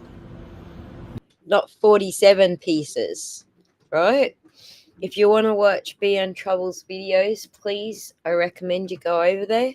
Let me get you the link for it. Let's do this. Let's grab his link for you all. I'm going to pin it to the top so that when you finish watching this stream, you can go and watch any other videos that you might be interested on his channel, because he is very clever. Very clever. I agree with what you say there about his control problems with his arm experiment, but it still made the point. Made the point loud and clear. So it's pinned to the top of the stream. So when we're done, you can go and have a look at the rest of his video. I don't want to just keep playing his video because we're going to end up, stealing his content. I want you to go watch the video, give him the views, hit the like button, subscribe, and if you feel like chucking some money his way, do so, because he's got $2,000 a pop for those taillight assemblies that he's destroying for our benefit. So please do throw some money his way if you want to. I have often thought of, they had never touched the taillight, they would have a bit, they might have, they'd at least have the DUI case against her. Thank God there's a video of her backing into John's vehicle. Proctor over-proctored. Indeed he did. Indeed he did. The Couch Fairy says, I think Be in Trouble knows his testing wasn't fully scientific, but it's a decent representation. Yes. Indeed. And this is the point I'm making with the shoes. If you don't have a pair of shoes and you don't have a phone camera, then I will accept that you don't understand the science. But if you have those 2 things in your possession, which pretty much everybody does, don't sit there and tell me you don't get the science when you've got the freaking tools to repeat the experiment yourself. Even if it's not in a controlled environment with snow and shit, you still have the lab right there at your fingertips. So,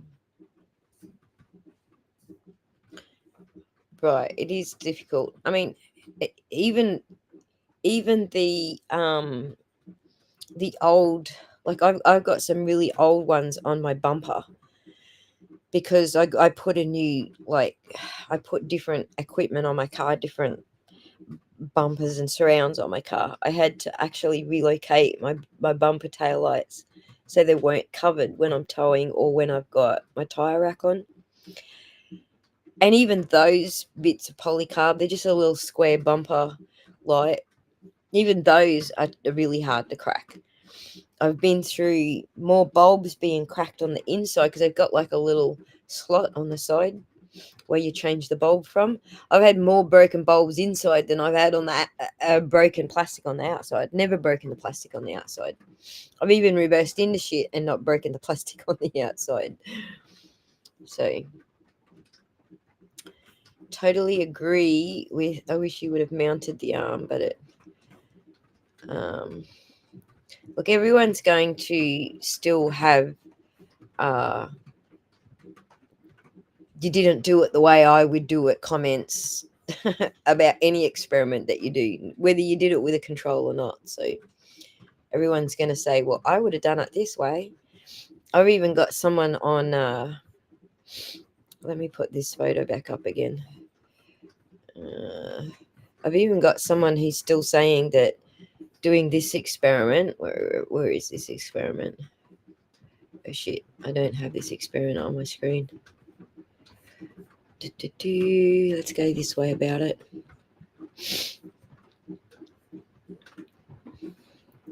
Let's put this one up on the screen.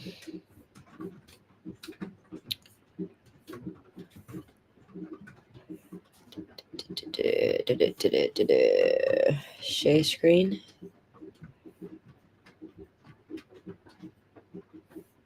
Hang on. I must still have it on the screen. It's not giving me that button. Hang on. Oh, I do. It was on that screen. Right. I still got people saying to me, even this experiment, well, I would have done it differently, and there's no snow in that, so it can't be right. Snow is semi-translucent. How the fuck does semi-translucent snow change the experiment? Please do explain. If you're talking about a solid object changing the experiment, I might agree with you, but we're talking about semi-translucent snow. It's mostly translucent because it's so thin. The snow that's sitting on the shoe, there's so little of it on the shoe. It's already been scraped off mostly.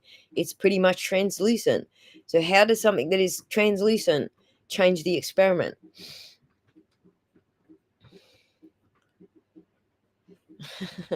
Thank God most experiments are done the way I would do it. Right, Glenn?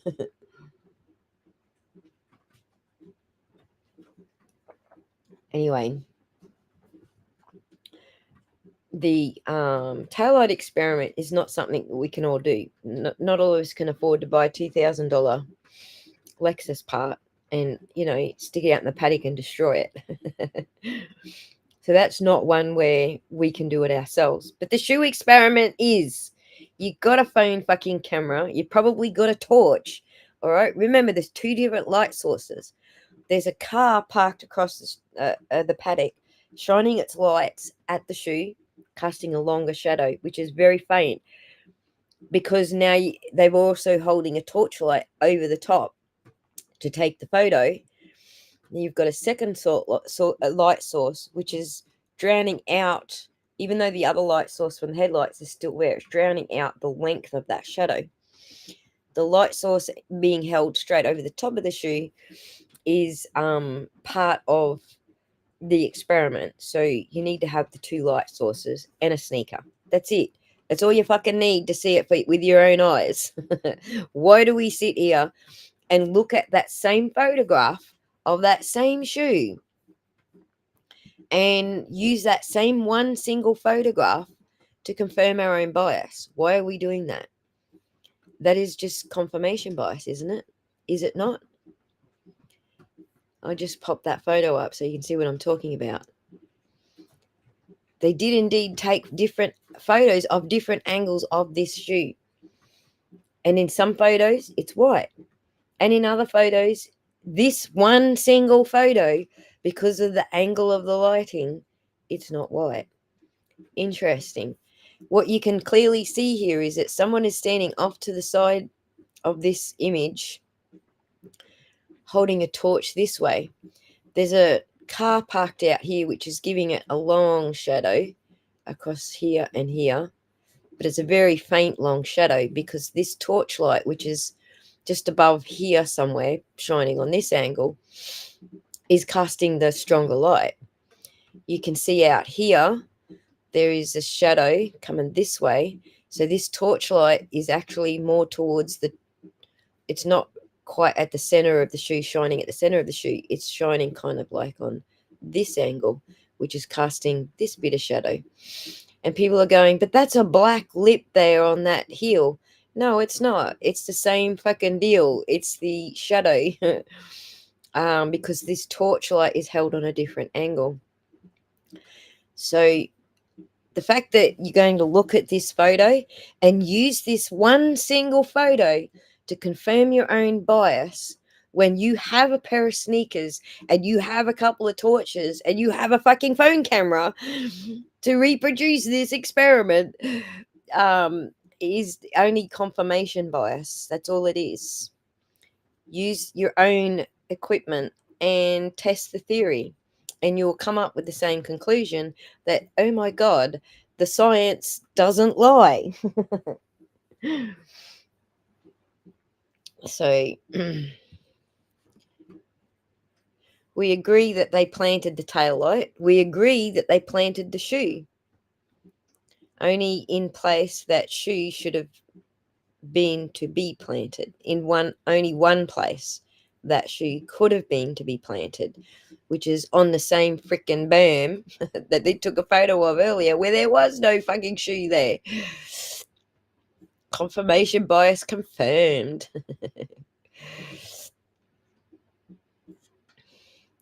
Hey, go Georgia. Thanks for joining us. Yes, Bev's very fucking annoying. Do my sneakers smell like kangaroos? My sneakers are brand new because out here where I live, they get knocked around a bit. My sneakers are brand new, so they smell like brand new rubber. All it proves is they take crappy photos, right? 2 different cameras too. A digital camera is a completely other thing to a SLR camera. Can we all agree on that at least?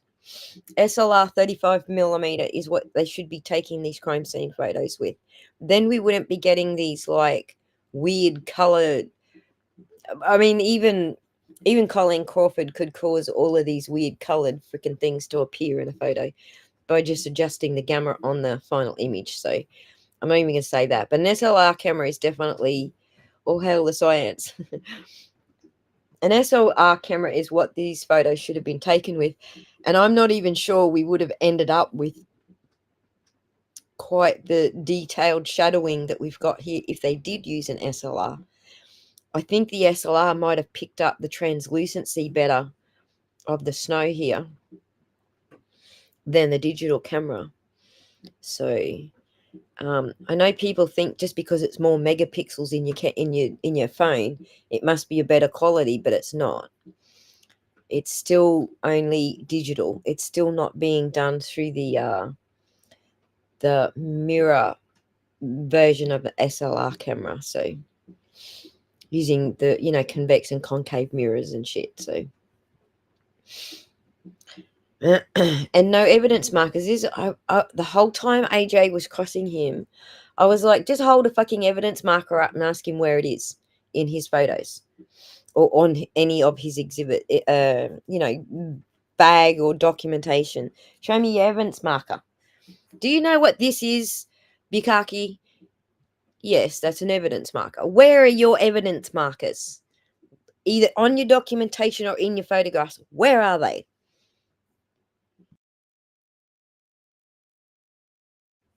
All right, so hey, Sleepless Sleuth, thanks for joining us.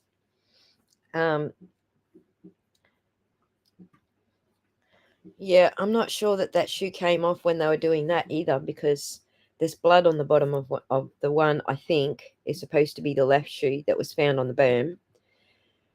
There's blood on the bottom of it. There's iodine stains on the bottom of it. So I'm not sure that it came off at the scene.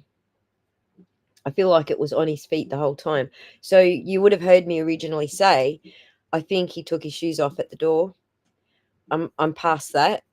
I see the iodine stain very clearly now in the exhibit photos. I've moved past that, so I can actually change my theory by looking at the evidence. This is what I encourage you all to do. Be open.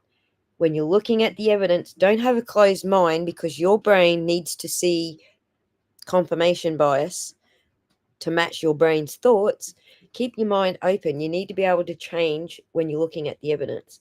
I definitely changed from he took his shoe off at the door. You'll see a couple of videos I did last year sometime that he took his shoes off at the door. I've changed that now because I see the iodine stains very clearly on the bottom of the shoes. I see two shoes together. One side's basically white with a bit of, dirt on it.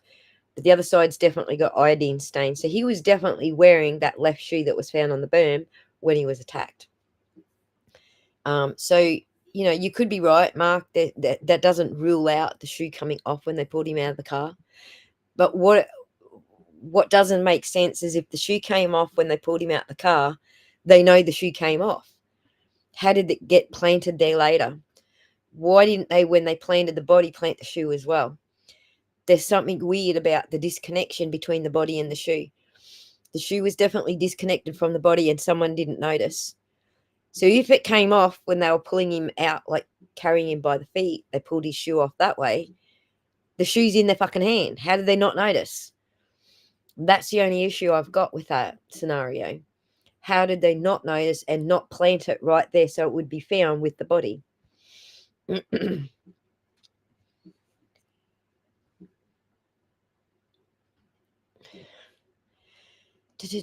My mind is closed for renovations. Most people are closed and they're not even renovating. They're just closing it for no reason. And it's not even proving anything in this particular case.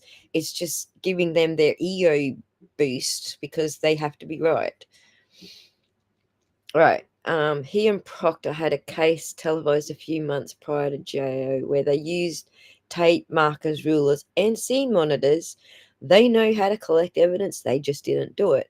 And if you want a demonstration of what Lon Solo is talking about here, I recommend you go and watch all of Microdot's videos because he actually does cover this case that Lon Solo is talking about, where he and Proctor actually did use tapes, markers, rulers, and scene monitors, etc.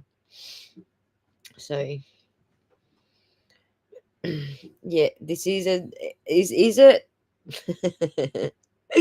The ghost of Brian Higgins' SIM card has returned. Dun, dun, dun. Is this a white, gold, blue, black situation? Indeed, it is. So they show by the curb may have been covered by ploughing. No, I don't think so, because let me show you this video. This is the berm. You're calling it the curb. I don't know why they're calling it a berm, honest. I don't. They're just stupid. But let's get past the ad. Why have I got an ad on a fucking 20-second video, for fuck's sake? Please. I have to go the long way for replacing this screen. Right. This is the berm. Just after they removed John's body and it just came daylight. And I think this is even right before they found the taillight and shit. The drinking glass and blood stains here. Or it might have been like just after. But this is when that photo is taken. So watch now. This is where the shoe is found.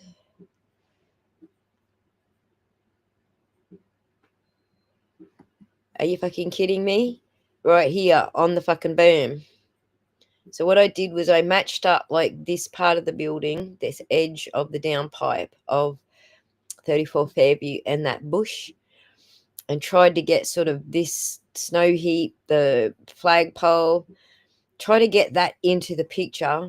But it's still a little bit like skew-if because this was taken on a slightly different angle. But that sand shoe right there is right here on that fucking berm. How the fuck did they miss that? Like, hello? So if you adjust this angle a little bit better because that snow and that line there and that bush and that flagpole all match. So this is still a little bit out of perspective. It's kind of here. That sand shoe should be in that fucking earlier photo. But this sand shoe photo is later that night at like 6 p.m. that night, after 6 p.m. that night. So how did they miss the fucking sand shoe if it was there? Like, seriously.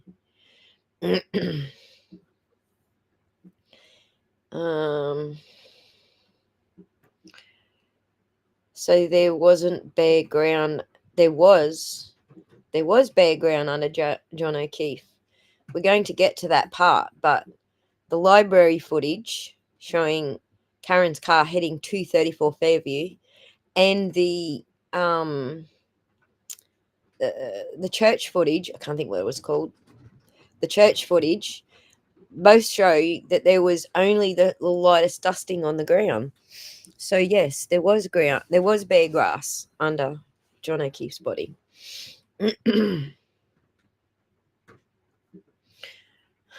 All right. If they did a legitimate investigation, it would not have led them to Karen. So they slopped it up, never imagining we'd be on a second trial all over social media, being shown to 2 million people. Oh, they messed up so bad. They never expected 2 million people to be destroying their reputations. They messed up big time. So it had to have come out after the responders left. Otherwise, everyone would have been tripping over it, right?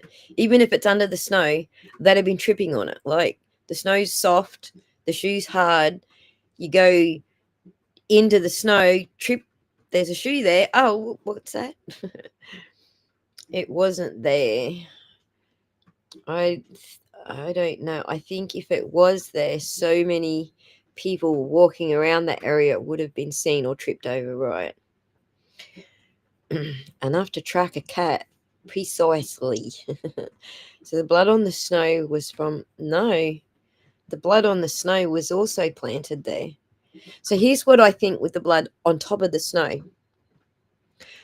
I think John was not out there. Like, so core body temperature, no signs of cold burn on his skin, and his clothing wasn't frozen. All of those hint that the body wasn't out there for longer than an hour. So if you take that into account, then they pulled the body out there. Then that blood was dripped on the snow when they were planting the body. That's what I think it all points to. No evidence of it, just my opinion. Feel free to disagree with me. I'm not talking science here. I'm just talking about how the blood got on top of the snow.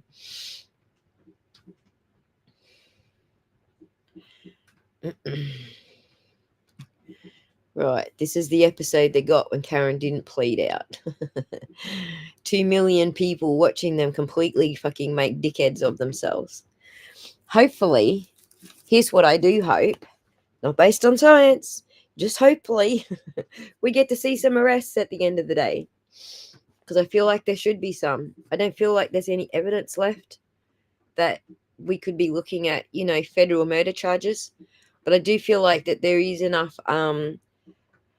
fuckery going on that the feds can arrest for the fuckery.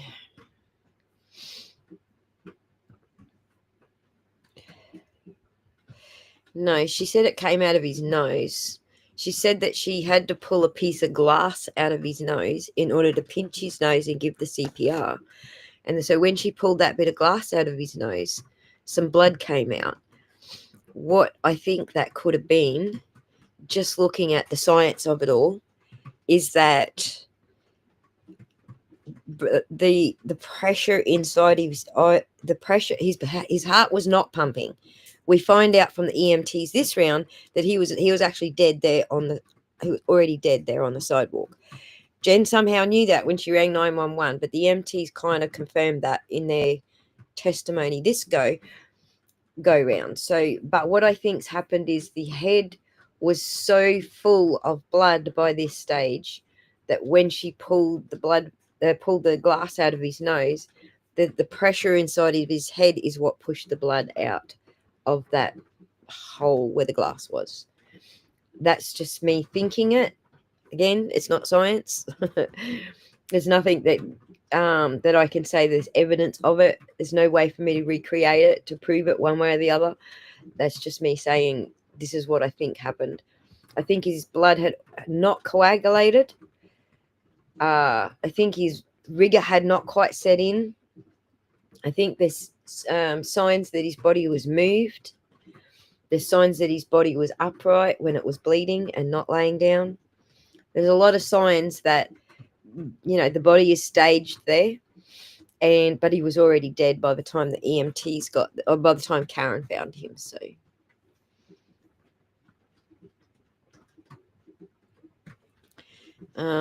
hey Arcane, I'm glad you made a live as well.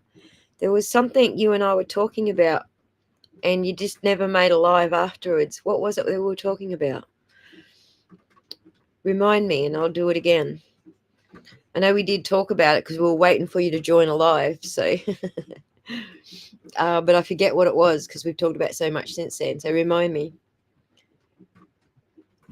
Those blood drops came from above the ground, exactly, for it to be on top of the snow, right? Like removing a cork, exactly. Like she pulled the glass out of his nose. It was like removing a cork.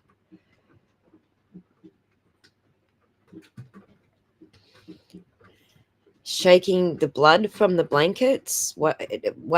Wait a second. Wait a second, sleepless sleep. If I bleed on my blankets, it soaks into the blanket, doesn't it? And the blankets, so far as I know, were on top of his body, not underneath his body.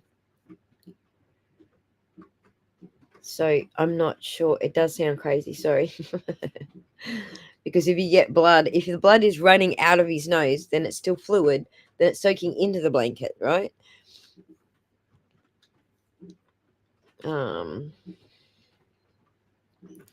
Yes, the defense didn't address that last year, right? They didn't. How there was blood and vomit down the front of his clothes. Hopefully we get into that.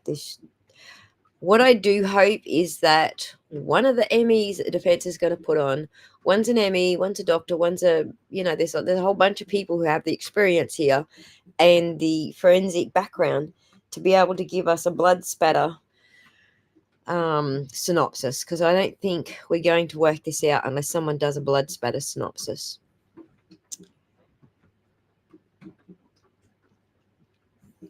It had to have dropped there while it was actively bleeding.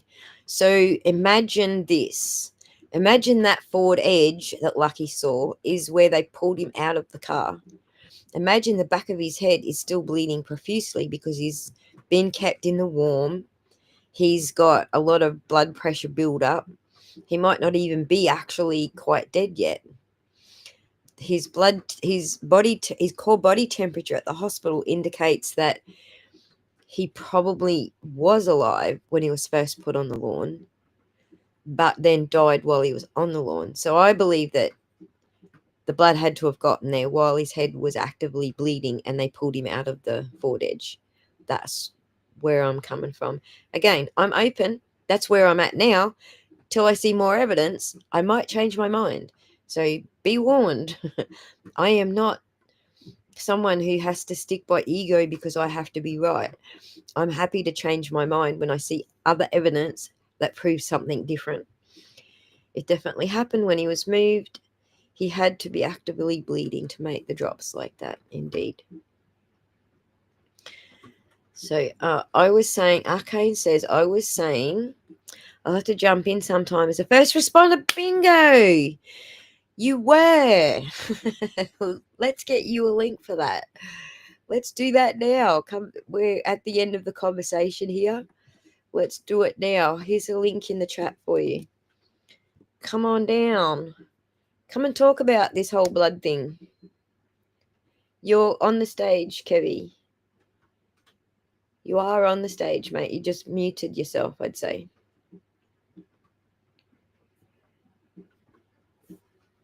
Wait, let me just make sure you still are. Yep, you're still on the stage. You just muted yourself. Yeah, I was just saying to put me backstage. I'll put you backstage, not back on the stage. Okay. All right. I misread All right. you. I misread No you. bother. All right. Okay. I'm going to boot you now. You ready? Boot. Hit that link, Arcade, and come up.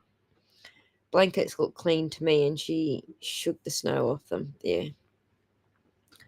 The blankets are definitely going to soak up the blood. They're not going to shake blood off them like that. All right. Come on up, Arcane. There's the link in the chat.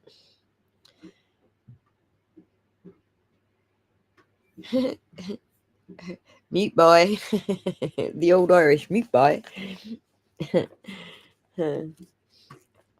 Kevy will come back and say hooray to you all before I end the stream, but we're just waiting for Arcane to come up. So Arcane's a first responder. He's an EMT, I think, first responder. Let me just come back to that. Yes, he's a first responder, and talk about the injuries on John and how they just don't look like a car accident. There you go. That's what we're going to have when he finds his way here. Oh, don't. No, bugger. Sorry about your daughter. All right, but we do need to do it. But you just need to catch some lives. We've been going live at the end of each day after court, like pretty much every day. I think I only missed 2 days so far. So, yeah, just whenever you can, please do. We'd love to hear your feedback on how you see it. So, in the chat, since you're here, can you tell me whether you think that pocket was cut to get to his wallet? Is this a common thing? Because I've already got one first responder, Lon Solo. Thank you. You're welcome to come up too if you want to. And you don't have to put your camera on. You can just do what I do with an avatar or whatever. You don't have to. You're welcome to come up and talk about it. But I think it was Lon Solo who said yesterday that yes, they would cut the pocket to get his wallet out for his ID. So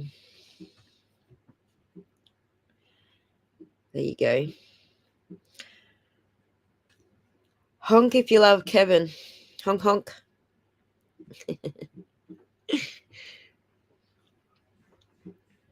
You're welcome to come up. If you Arcane can't come up, but Lon Solo, if you want to come up and talk about it too, please do come up.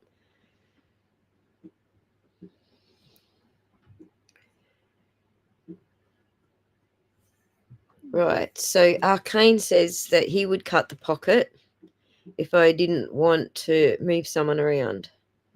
Right. So he's laying on his back in the ambulance. You would cut the outside of the pocket so you could slip his wallet out without actually moving his body, right?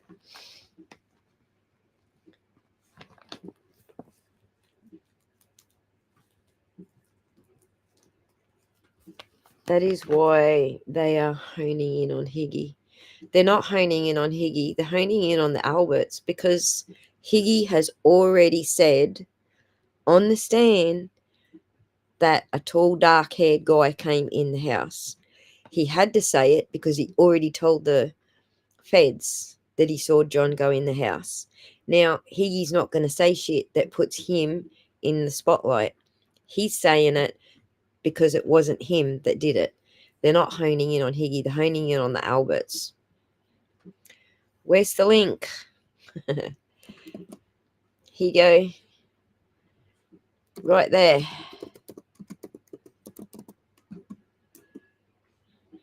Am I posting the right link? I am. Just making sure. There's not enough blood outside for the plough theory. It definitely happened inside. Right. It definitely happened inside. And that's why they had to replace the concrete. Remember Brian Albert testified they replaced the concrete in the basement? You don't do that when you don't need to.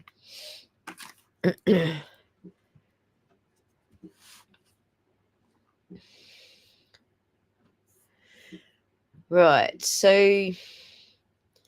we do have an EMT coming up. Just following the link and doing the roo. So give it a second. It is Lon Solo jumping up today. Let me oh, I did that wrong. Hang on. Wrong button. That one.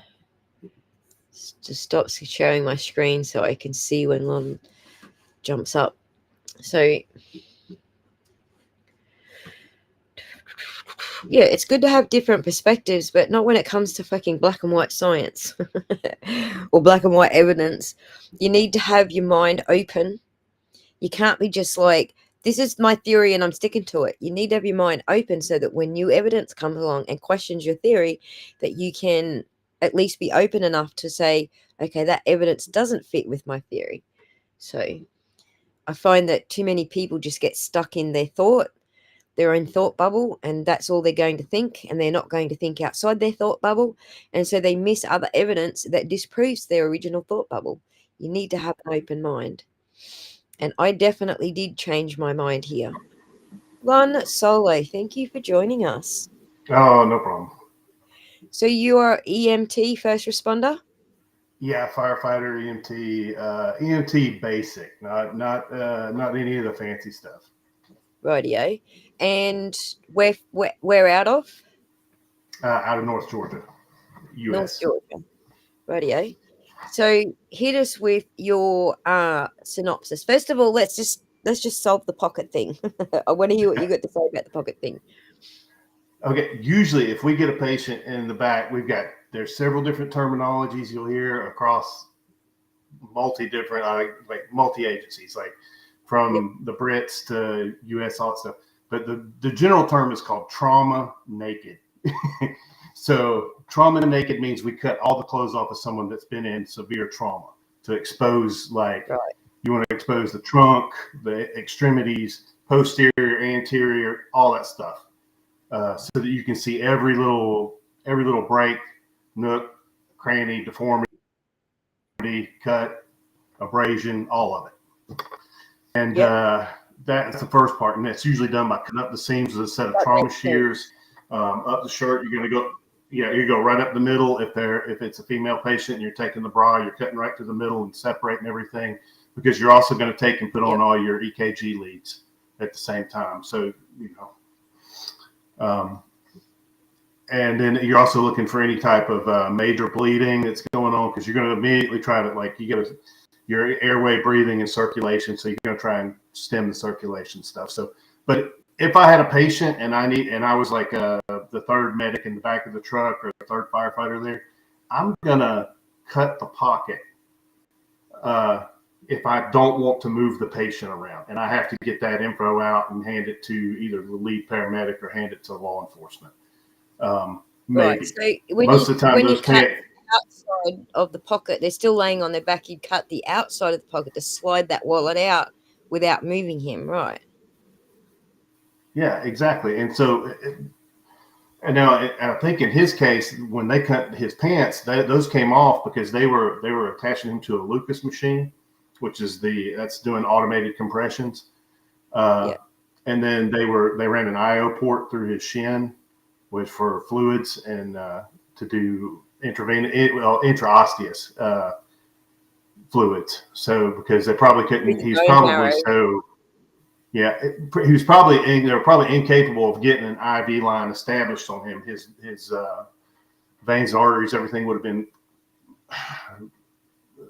have pulled to the core. All his blood would have pulled to the core in a shock condition, so that you're not going to get a good vein. You're gonna so going through the humeral head on the top of the arm or through the shin is the best way to go. You just drill right in the bone and throw fluids. So we do have a question about the socks. Would you have taken his socks off? So when you say naked, you need him naked so you can see all of the injuries. Would you take his socks off? I would, if there were injuries that I could see obvious deformities to the feet, I would remove the socks. If not, I'm going to leave them on, especially if someone who's been out in the weather, cold and wet. I'm going to leave it at the feet because just to keep heat, keep a little bit of clothing on them. But we're also going to be trying to think about heat. You get a patient like that, there's things to consider with exposure to the elements. You're looking at, like, I'll say this: I've seen some of the pictures from the ME, from medical examiner. I don't see anything to me that stands out as obvious signs of hypothermia, but like extensive hypothermia. 6 hours in the snow hypothermia. Yeah, like maybe cold, and there's some darkening around him, some obvious lividity, and those sorts of things. But I'm no medical examiner, so. No, but you have seen this quite a lot because it's your job, right? Oh yeah.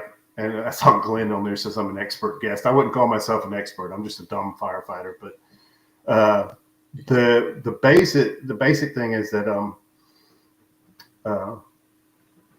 I've seen trauma on lots of levels.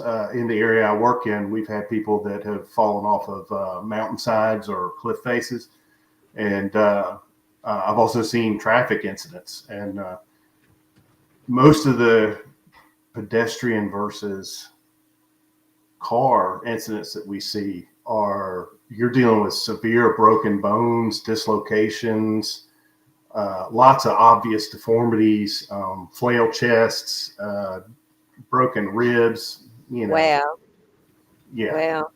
There's a lot of stuff that that's not present on O'Keefe. What would you expect to see if there was hypothermia? If you'd been out there for 6 hours, what cold injuries would you expect to see? So depending on it, everybody's familiar with like the term frostbite, but we use another term in medical called frost nip. So I'd be looking for like blackenings of the nail beds, discoloration of the skin. Your skin tone and color is always the first evidence. If I've got a conscious patient, I'm looking for excessive shivering. I'm looking for are they basically showing those first initial signs of hypothermic shock, like altered mental status. Unable to. I don't know if you've ever been so cold you couldn't think straight. That's kind of that. No, I haven't, but I live in Australia. I'll take your word for it. I actually did get a little bit of frost snip on my pinky toes one night. We were all outside at a barbecue, and it was really freaking cold, and I was at someone else's house, so I didn't want to go in their house. So I stayed outside all night, and both my pinky toes went pretty dark, like very dark shades of purple, before I realized, holy crap, I need to get my feet warm. So I almost got to that point of frostbite. I think it was like -3 that night Celsius. So it was pretty cold. But I mean, there's a number of reasons too. People can look. There's some symptoms that they're. If you got someone to the cold, but they're also turning blue, you gotta evaluate: is this from the cold, or are they cyanotic from not moving oxygen? And I think in his case, with that significant of a head trauma, that's significant. That's a significant head trauma. He was probably. No offense to anybody, and it just my experience has been anybody that's had that significant level of head trauma, they usually never come back the same if we do get them back, and then most of the times that's not going to be the case. Most of the time that significant of that head trauma, they're dead right there. I hate to throw a joke in the middle here, but F-Bomb says I dated a girl with frost nips, I think. All right. Probably a bad place to throw the jokes in. Okay, that's all right. So what was the next thing? Okay, how would blood alcohol content? He had a pretty high blood alcohol content. How would that affect him being in the snow? So when we say he couldn't have been out there for longer than an hour because of his core temperature when he got to the hospital and all these other observations, how does alcohol affect those observations? Well, alcohol basically it thins out your blood. It's a depressant. It depresses all the bodily systems. So slows your breathing, slows your heart rate, alters your mental status. But when you talk that, you mix that with the cold, you're talking about basically the body's inability to maintain heat. So you're So going to if get cold. anything, yeah, like a lot of people that it's the old wives' tale of drinking a shot of liquor to stay warm is it actually has the opposite effect. It's that it actually causes you to not be able to retain heat as well. So just an observation, if I had a patient that we came up on and he'd been drinking and he was out cold, I would expect him to have more severe cold injuries if they've been under the influence of alcohol. Right. This next question is interesting. Just to wrap that up, you think that he would be showing all the cold injuries a lot quicker because of the alcohol in his system? That's what the summary, right? Yeah, that's what I would expect to see. Yeah. And I could sit here and I don't want to Google up everything. I'm going off of my plain experience out in the field. But that's what we want. Everything I've talked about has been Googled, so we want the experience here.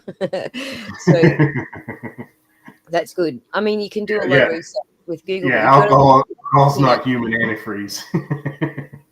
Right. That's all that. Yeah, that's the So what was the next question? I've got it starred here. I say the next question from the audience: is there any chance he could have remained vertical after the head wound long enough to vomit or bleed down the front of his clothes? And I will tell you, just from raising children, that as soon as they got a bump on their head, they do throw up. Like if it's a serious concussion type bump, right?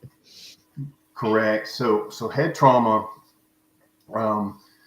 nausea and vomiting are key with head trauma. Also, combativeness is a sign of extreme head trauma. Repetition of statements. So if someone's received massive head trauma, they may repeat the last sentences. They may ask what happened to me like over and over again. And it's disturbed. It as someone who deals with a lot of it. I dealt with an individual at one point who had struck his head on the A post of a car in an accident and had a subarachnoid hemorrhage going on currently while we were talking to him. Before he lost consciousness, right. He was repeating himself over and over again, and it's a little disturbing because you say, "Hey, you're going to be okay. We're taking care of you." And then all of a sudden they say, "Well, where am I? What happened?" And then they repeat that over and over again. But getting back to the upright question is, I've had people with significant head injuries get up and walk around, or fight us to get up and walk around. So whether he was conscious and alert and whether he was aware of his surroundings is another matter. But the brain can continue to send signals and the body can continue to move. So the vomiting reaction is likely to happen within minutes of the head concussion? Yeah, well, so if people that have boxing experience or have been in fights or done MMA or stuff like that, they'll tell you, like, if you've had a concussion, that's one of the things that you experience post-concussion.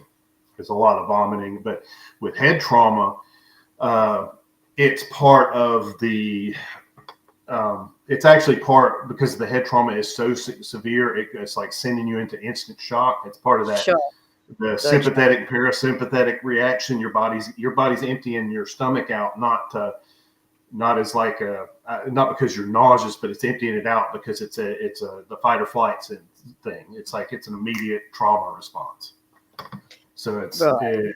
The shock response is vomiting as well. So you've got the two things. You've got the concussion and the shock of the smash to the back of the head. Yeah. Interesting. And does this indicate to you that his body was upright, like even in a sitting position, if not I wouldn't say standing. I can't see how vomit got in his shorts if he was standing. What I imagine in my head, he's fallen back.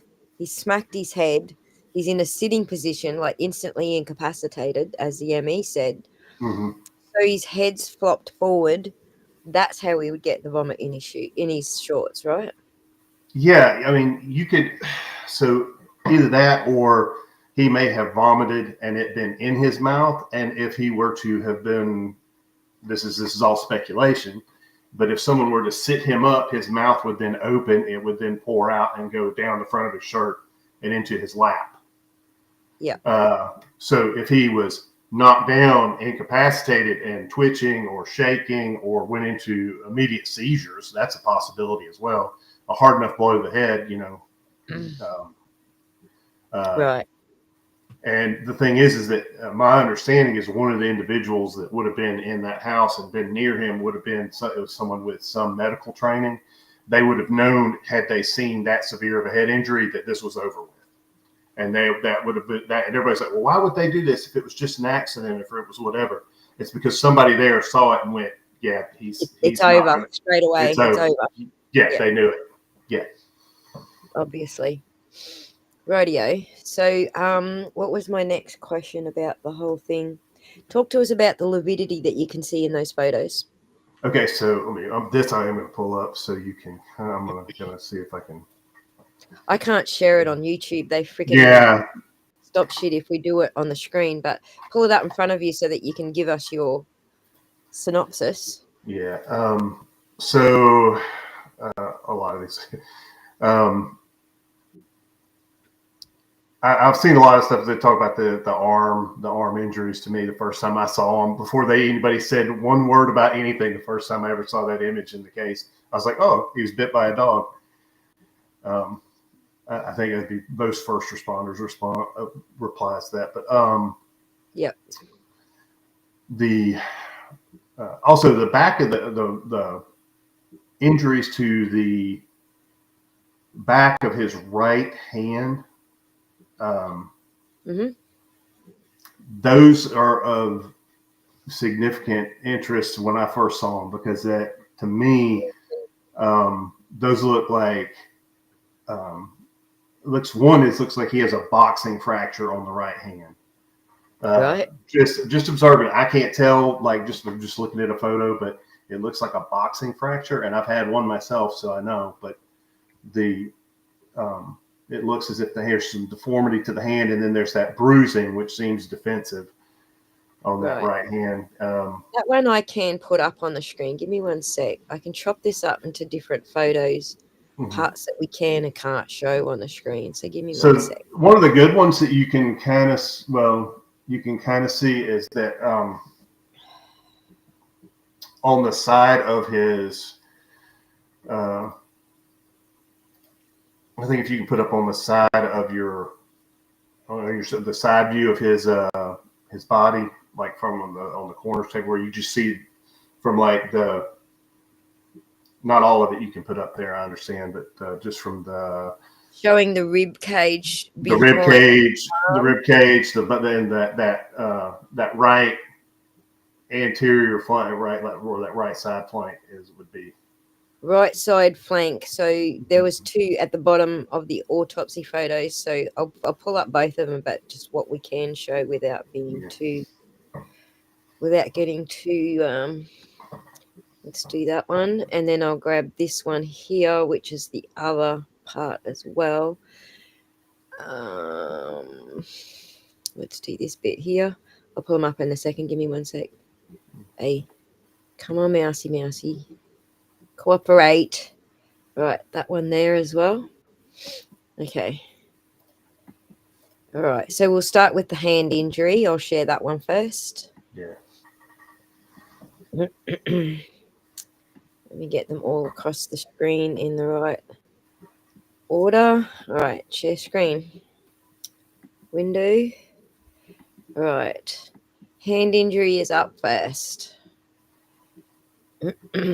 It's on the screen now.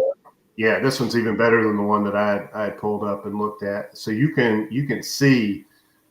To me, that's a that's a defensive injury. These bruises are signs of a defensive injury.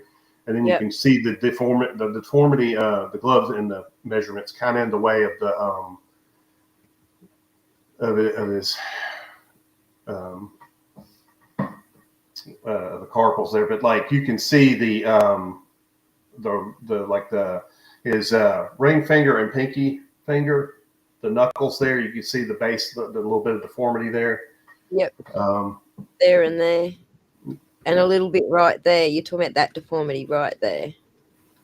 Yeah, you can see that there's a little bit of deformity there, which is probably from like where he either John had a boxing fracture previously, which that's like I said, that's a possibility. I wouldn't know. Or it was something that, but to me, it looks like it's part of the hand injury. So like it's something that happened where my opinion is that I think he got the better of somebody. I think that maybe they got at him and he got a hit on somebody. Yeah. Would be so. He See hit something. right here? See that spot Yeah. right here?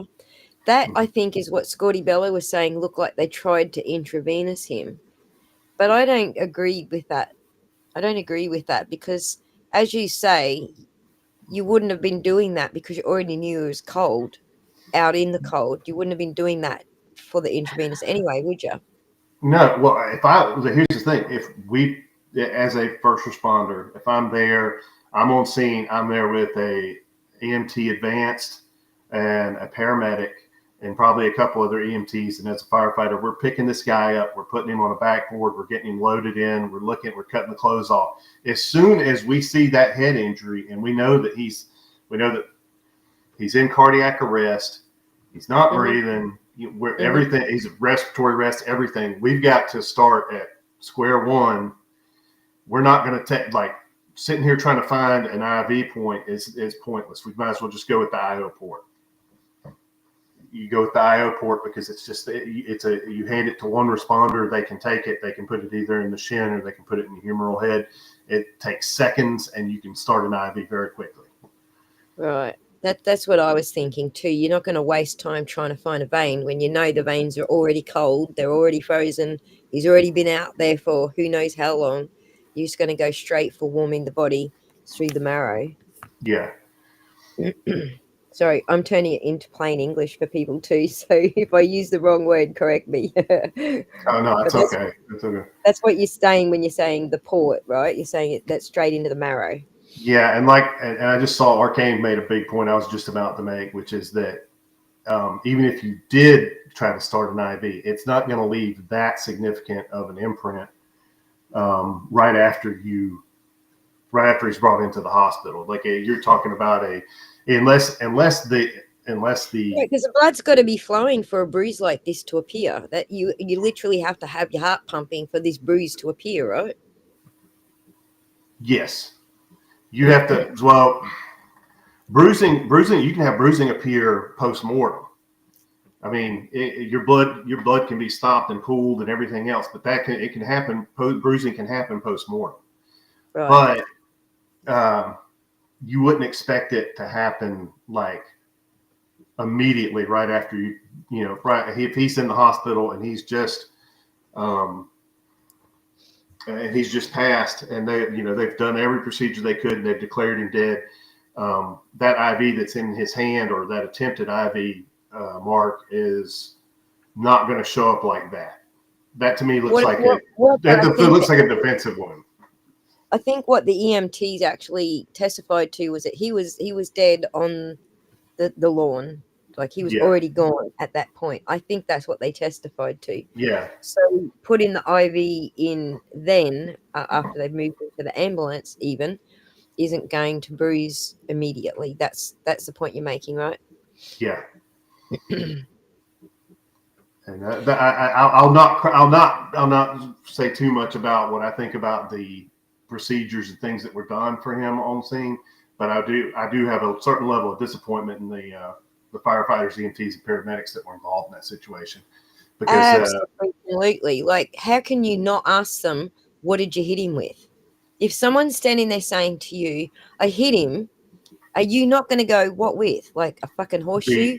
The prime when you're when you go through medic school, even if you're just a first responder, is what they call an EMTR, or first responder, learning first aid basics and things like that. The only thing you know how to do is hold someone's hand and say, "Hey, the guys are going to be here soon."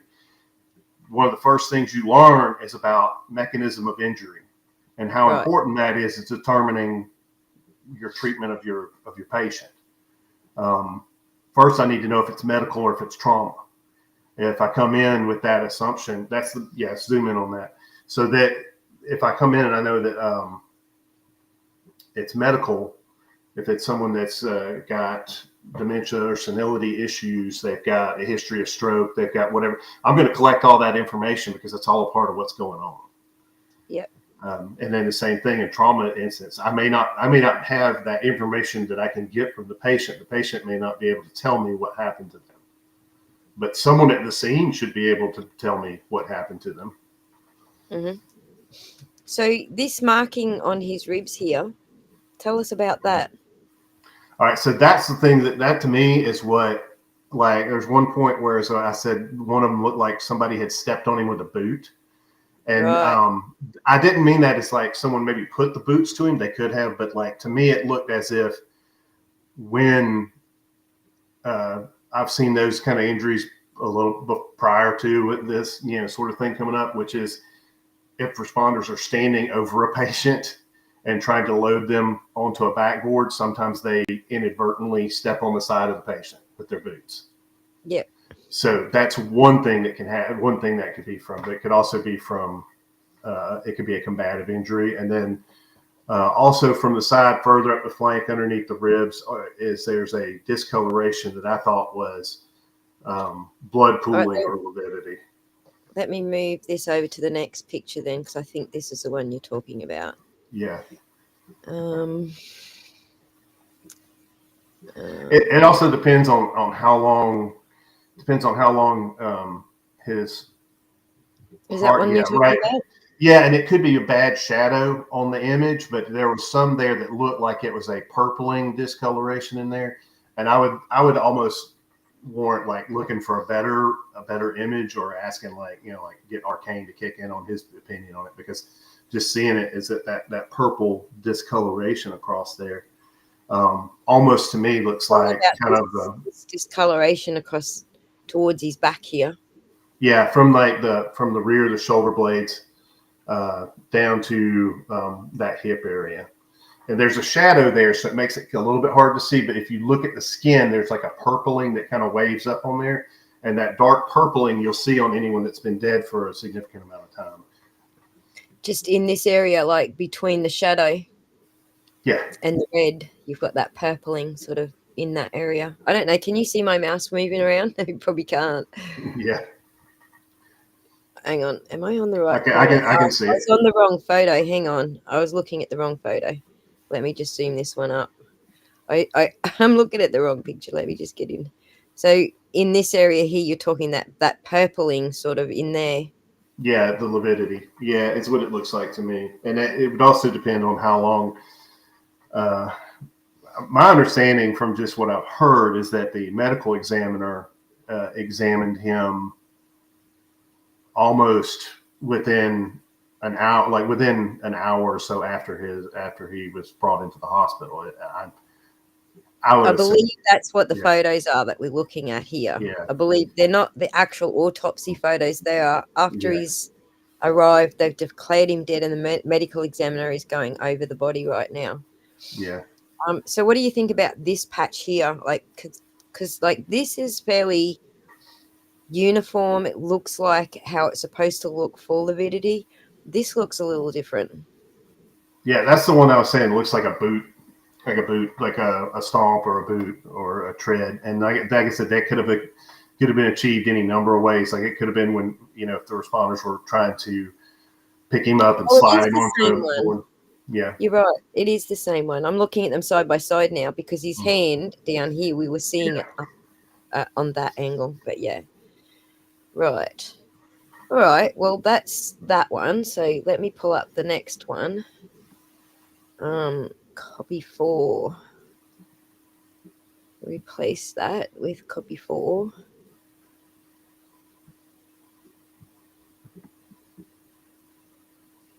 All right. So now we've got this one. So we'll start with up at the right shoulder. That patch that some people asked if that somebody asked me if there's a nicotine patch. That's the IO port. Straight into his bone. So it wasn't in his shin. So it goes right into the humeral head. So that's like, Mhm. and that's like the fastest way to get medicine. Like, and in this case, they probably pumped him with epinephrine, is what I would, synthetic adrenaline, and probably bicarb. They probably did a couple rounds of epi. They probably had a Lucas machine on him. They were probably ventilating him. They probably intubated him if they could. If they noticed the head injury, they may have opted for a super epiglottal instead of something more invasive on the intubation. But like that mark right there, that specifically is from that. And then these injuries on the arm, I saw those and I was like, that's a dog. That's dog bites, dog claws and dog teeth. I've seen that before.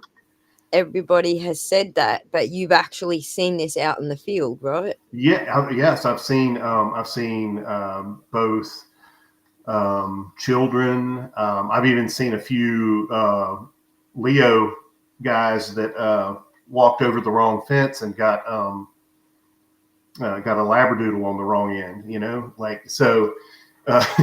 I've seen those before. Those types of injuries before, and they're distinctive. Like, two dogs of a certain size. That's right. Small dogs leave, the little skin tears and the little rips, and big dogs leave these with a big. small dog, I've had that experience because Mhm. for some reason Chihuahuas hate me. I don't know why, but little dogs like Chihuahuas are always attacking me. So my aunt, she has like this whole tribe of little Chihuahuas. She's like a cat lady but a dog lady for Chihuahuas. Mhm. But every time I go to a house, her dogs fucking attack me, and I've been bitten by little Chihuahuas multiple times now, from child through to adult. They just don't like me. But yeah, I get the difference between the big dog bite and the little tears. Yeah. So this area here on the shoulder, can you see Mhm. the difference in the? It looks like a bruise, but maybe you've got an idea what that is. So to me, that could be photo quality is not great. Let me explode that up and look at it real quick. Yeah, I got it as It big could as I be. can. It could be bruising from some Maybe I'll sort take of something that I would say that looks like if I was in the field and this was a patient I was talking to or straight up, and this was what I was looking at on their shoulder, I'd say that looked like either they backed into something, fell into something, or were hit with something. All right, I probably should show you more of this because it's actually very deformed. Let me switch it to this picture. It's very deformed just below that. I'm trying to cut it up into little bits so that YouTube doesn't do the stupid YouTubey things that they do. But let me get to this one. See this deformity here? So his shoulder comes down. Mm-hmm. There's this massive deformity here. That's a huge deformity. That almost looks like a dislocation. If that's a dislocation, then they didn't get that into the femur, right? Into the end of the humerus, but it could go into it would go into the humeral head, but it could also be that's some sort of swelling, like, but it looks like a dislocation, but it also there's like a swelling there. So I'm looking at it's one of those things where as an EMT, I want to put my hands on it and feel it and see if I feel the head of the bone in the arm, or if it's like a knot on the outside of the skin. But that to me, because it could be fluid that got pumped in underneath the surface of the skin, and it kind of has that slight appearance where if they were shoving, just kind of pumping the fluids into him, some of them may have come out subcutaneous. Escaped from there and into his arm. So just looking at that sort of area as a whole, does that appear to be lividity on the backside of his arm as well? Towards the very bottom, right where you're touching the sheet. Like I said, again, there's you got the shadows there, but if you look at where it comes up on the skin, there's that purpling. And it's that, like people say it looks red. It's not red. It's actually kind of a purplish color. And it's from that blood getting cold and pooling. Yep. Okay, Kev, thanks very much for your help. Good night. Kevy's just signing off because it's 4 hours of the ridiculous morning for him. So, Oh, yeah. All right. So, which other photo would you like me to pull up next? All right. Let's see. I've got my list here. I'm looking at things. Can we talk about this? Hang on. Let me see if I can do this without. I don't know if we can, but let's try doing it like this. I don't know. At worst, I'm just going to get me demonetized, which is fine. I'm cool with that. But let me just switch this. I'm trying not to show, too much of who it is or too much of the ugliness. I should get away with some of this, but this one might be pushing it too far. Can you see that?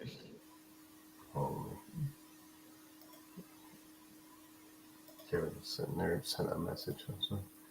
Oh, the swelling. Yeah. All right. So this is interesting because there's a condition that we call battle sign, and that's called that you see with head trauma, and that's the darkening or raccooning of the eyes. But he also has the swelling where his the zygomatic bone, which is like that's all your eye. You're like your right. So if I just show you this photo, hang on, shit. If I just show you this photo, which is just an example, open this image, because raccoon eyes actually does look a little different, right? It does. Yeah, it's slightly. Yeah, there's a slight difference there. Let me pop this up just to show people the difference. You can tell me if this is a good or bad example, but that's raccoon eyes, right? Yes, that's exactly so, and that's a good. So and that's like from head trauma, and it causes that blackening of the eyes, and they call it raccoon eyes, battle sign. But notably no swelling because the notably no swelling because the trauma's to the head or to the back or side of the head. Right. And that's not what we're seeing here. We're actually seeing the swelling because he was literally punched in the eyeballs. Yeah, and so this right here, like when you see the swelling around the eyelids, and the broken, like, so John, you wouldn't have been able to tell one way or the other with his nose was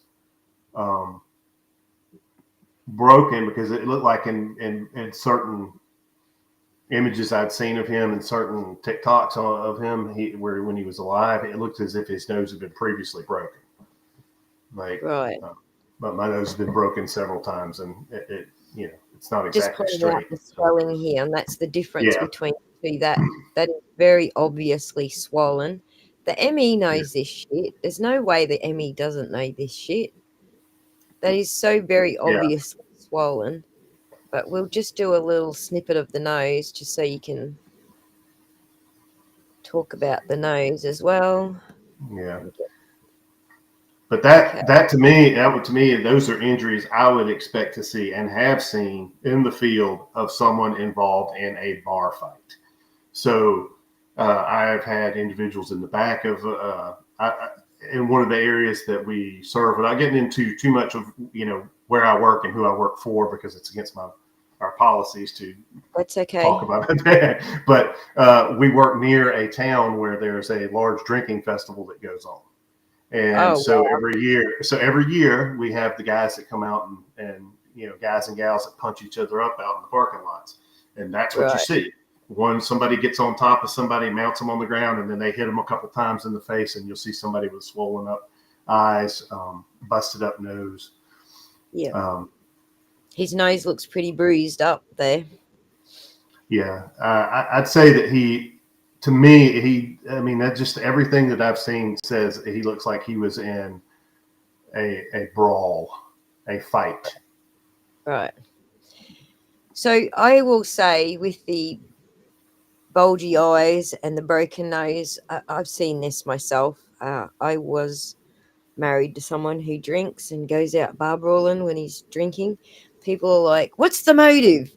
I'm like, holy shit, have you not been around someone like this? There's no motive. They just get drunk and get violent. There's no motive. They just do. There's no, you're sleeping with my girl or none of that shit. It's just like, I'm drunk. I want to punch heads in, and I'm going to punch heads in. And just don't be in that person's way when they're in that mood. So I used to have a little thing like, he would start, when he was just starting to get drunk, he'd pick up his guitar. He'd want to sing for everyone. Normally a very shy guy and wouldn't sing in front of people. But you get enough drinks in him, he picks the guitar up. You get 2 more drinks into him, he starts breaking the strings. And then by about, 3 or 4 drinks after the strings are broken, that's when he's going to start beating people. So I would just pull out a joint and it completely fucking wipes him out. Like, he was one of those beer and grass you on your ass types. So it would just stop, anything from escalating. Someone at that party was going to get their head beaten in, or someone was going to get hurt unless I pulled a joint out. And that's what I used to do just to stop him in his tracks. I'd be running around the party going, have you got weed? Have you got weed? Someone, please pull a joint out. Hurry up. Pot smokers rarely beat their wives and children. That's just what just this thing, an observation, worldly observation. Right. And you've obviously seen a lot of these sort of injuries as well, where the drinker in the family has beaten his wife and children, right? Yes. And those are we look for a lot of different injuries with kids. We look for spiral fractures with kids. That's a clear indication. And it's where it's almost where somebody grabs an arm and rings it around, and I'll get, you see those, those are clear indications that something's going on. And then you see a lot of those moused up eyes on women or men. I've seen men that have been just as battered as women. But you'll see those moused up eyes, and then and there's a certain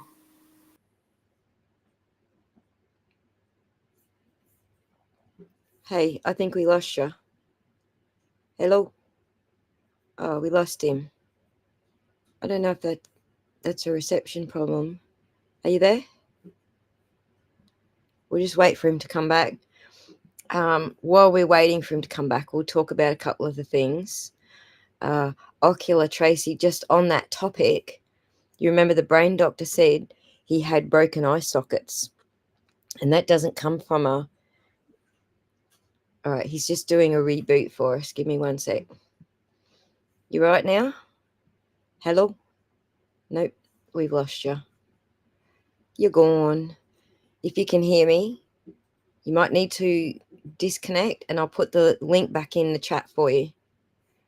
Let me just try again.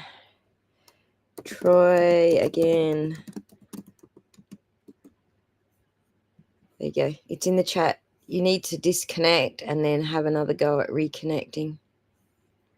Yep. Don't know what happened there. That was bad.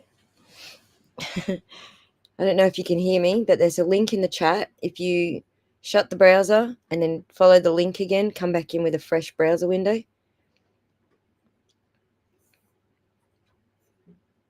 I don't know if you can hear me. And he's probably not looking on the screen. And he's probably, yeah, there we go. He's got it.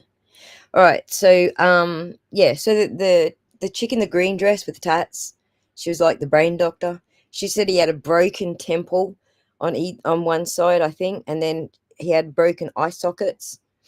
So that doesn't happen when you get a smash at the back of the head and the brain swells. That's not what happens. The swelling of the brain pulls the different parts of the brain apart from each other, because your brain's got like it's not your skull's not one solid piece, it's several plates. It pulls the plates apart, but it doesn't actually break bones as it's swelling. So let's go. I don't see bruises under the eyes, precisely because it's not raccoon eyes that we're looking at. It's being punched in the eyes. They're swollen. Right, exactly. It is gaslighting. Absolutely. Gotcha. All good. Links up there.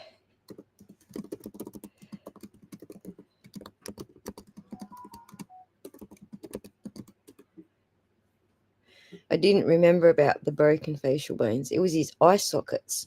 So that one of the temples and both his eye sockets. So let's go back. What other things did we have here?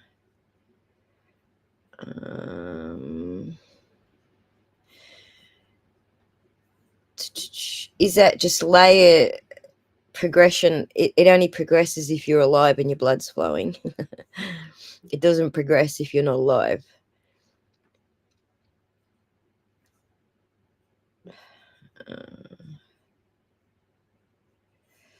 What else have we got going on here? Was it dislocated wheels? Weird swelling for sure. It could be fluid. Do you think they missed? They're just filling his arm full of fluid and it wasn't actually getting to where it was supposed to go? Maybe. The arm is what made me start watching the trial. YouTube kept recommending it, and on day 7, one of the recommendations had the pic of the arm, and I finally clicked. I didn't know anything about the case. That's cool. Okay, Arcane says, the lack of road rash, even on the grass, bothers me. Doesn't look like he flew anywhere, right, after being hit by a car.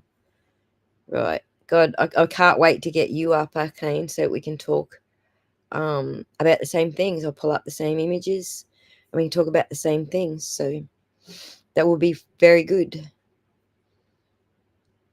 Okay. Add alcohol to the mix and anything can happen. I'm in Louisiana, the alcohol state. Bam. Before hearing about mass, oh boy. Right.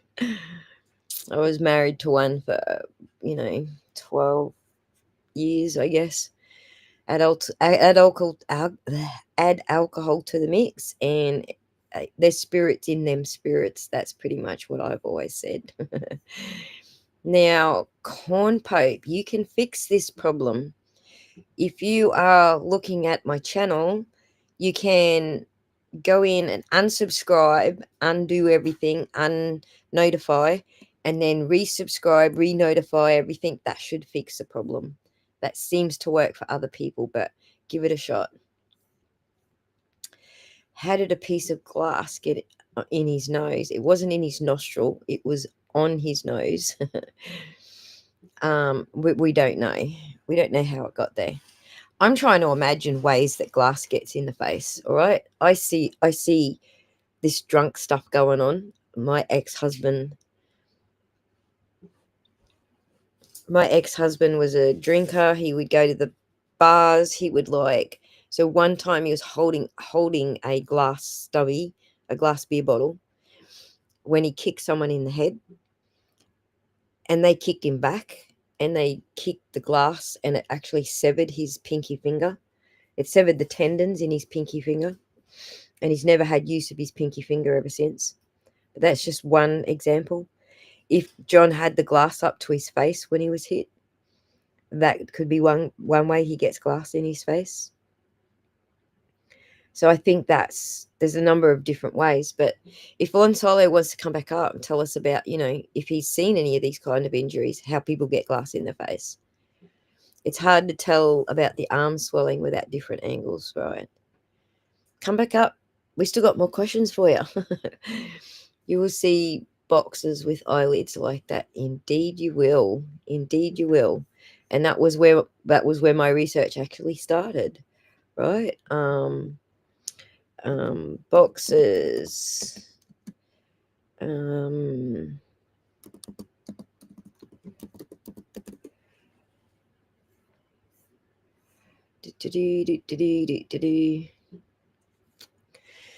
Let's see if I can get you some fresh box dyes.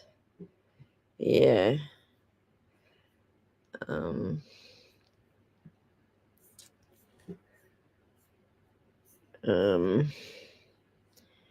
German boxer. That's probably not a bad image. Let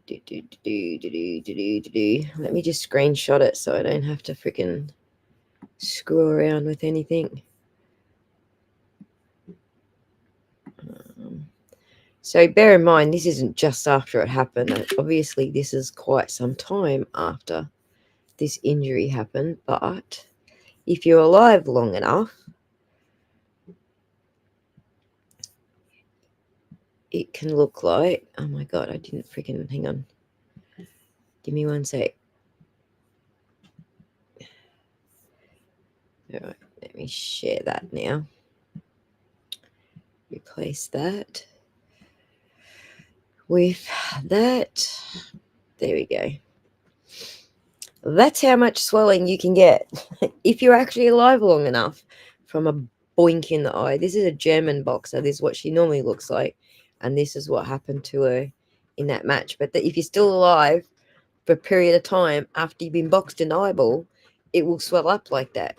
Clearly John was not. So come on back, Lon. We still got more questions. Where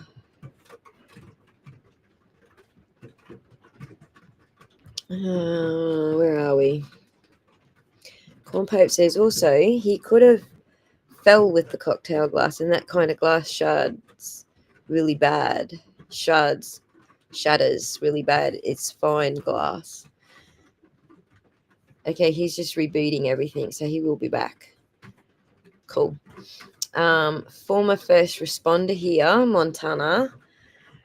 None of the firefighters or EMTs made any sense. Training ingrains certain things in you. Situational awareness, checking for other victims, mandatory reporting. They lied.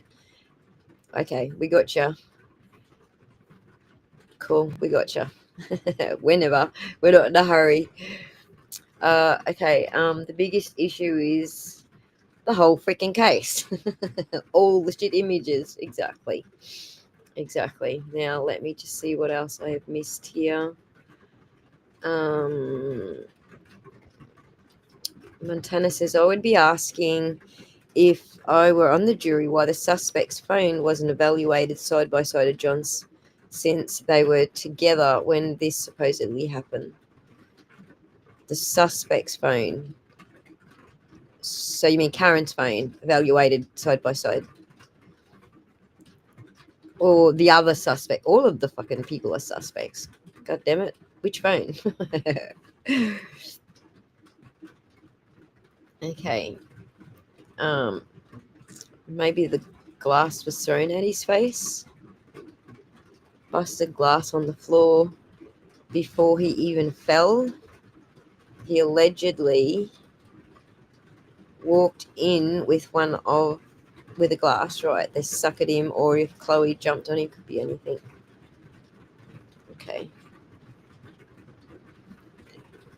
Okay, so yeah, that makes no sense to me.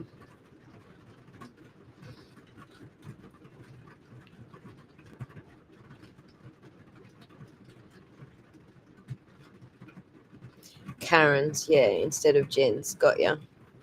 Yeah, got ya. Yeah, so there's a number of ways you can get glass in the face. Like I said, I've seen this go down in bars. I've done the whole, like, let's get the hell out of this bar because shit's getting real as well. Not watching the ex-hubby do it, but after we separated, just watching other people getting into it. As soon as that fist goes up and it's like, come on then, outside, that's it. I'm gone. I don't want to see it go down. I'm such a wussy when it comes to stuff like this. Like I just can't. I can't watch it. It's terrible. I can't be there. Can't watch it go down. Can't watch people getting hurt. I'm a real wussy, and I did try to do ambulance when I was younger, but I very quickly worked out I can't do ambulance. I just can't see people being hurt. It just disturbs me too much, and then that disturbing thing that goes on in my brain interferes with whether or not I'm thinking straight. And I would just hate for someone's life to be in my hands when my brain decides to fritz out, basically. So let me stop the screen sharing. Lon's back. He's fixed his issues. You're back, and your bubble's moving. Right. Fix my issues. Yeah, that'll take a while. Right. So on that topic, everyone's asking about the glass in the face. How do you think the glass in the face happened? You've obviously been to bar brawls, cleaning up after bar brawls and putting people in ambulances after a bar brawl. What do you think? Well, okay, so I've seen people that have put through glass coffee tables. I've seen that. And they've had glass in their face or neck or hands, arms. I've seen people that punch through glass windows and had glass in their hands. That one to me that's bizarre. That's a bizarre. The glass in the nose. The glass being found around him, like. See, I would imagine if he was taking a drink when he was punched and that's how the glass got in his nose, he would likely have some broken teeth or at least some glass in his lips and stuff if he had up to his face. Is that a fair assumption? Yeah, if he took a shot while he was holding the glass, he would have had glass in his eyes. So when you talk about when glass breaks, there's microparticles. And like, so when, like you would watch firefighters, when we cut glass on a car, when we're doing an extrication, we wear eye protection because as we cut that glass, there's all these little microparticles and everything that get out and you don't want to breathe it and you don't want it to get in your eyes. It's the same thing as when the glass shatters. Whenever it shatters, it looks like it's a lot of big solid pieces, but there's a lot of small little pieces that micro-sized pieces that they can get into your skin or into your eyes, into your nasal cavity. So right. if he had when that tree fell on my car, I've still got freaking glass dust all over my car inside. Yeah, it's the same thing. So even if it was like I know you're from Australia, but if you're familiar with like a mason jar. Yep, I'm familiar with a mason jar. All right, so in the area I'm at, there are certain bars that serve certain types of alcohol, and they like to serve them in mason jars. And some of those guys, once they're good and tanked up, they like to take them and throw them. And sometimes they throw them at people. And that's the glass breaks a completely different way because it's thicker glass, right? Yeah, so it's different than like a windshield or something like that, but still. When it impacts, there's the blunt force trauma, and then there's you're going to see some nicking and stuff like that, and that's what I'm thinking. It's not that he was punched while he was drinking, but that someone threw a glass in his face, because you'd see like some cutting and like the cut on the side of the nose, and he might even have like that, that might be where it came from. It would be just kind of a spitballing because I've not really ever. Well, I was really just asking if you compare injuries where someone did have a glass up to the face when they were hit. We're talking broken teeth, fat lips, glass in the lips, or like sliced lips from the glass. And then not only to mention that like the eye injuries, and that's kind of what freaks me out a bit about it. It's like he'd have lacerations to like the cornea and stuff from just the smaller bits of glasses. You get that in your eyes. He'd have glass, and it's like like not just a big piece of glass in his nasal cavity. He'd like have he'd have bits and pieces of like shards in there. Shattered Yeah, glass it'd be all like around. yeah, and then broken dust teeth. on his clothes. Yeah, busted lip. Yeah, you'd have all kinds of different injuries and lacerations and all kinds of stuff if you were, and especially if you were drinking and someone punched you in the face, it would. No, that's not a pleasant sight. It's weird. It's just weird that there's this random piece of glass sticking out of his nose. It's just weird. Someone else? What if someone else is holding a glass when they hit him? Or he was hit with a glass that, I mean, that's a strong possibility as well, to have something smashed. I know in the movies and stuff they show that liquor bottles like break and explode and all that when people hit them over the head. Because those are made out of rock candy and they shatter real easy. Yeah, the real bottles don't break. They until like the fourth or fifth time that they're slammed on something. So they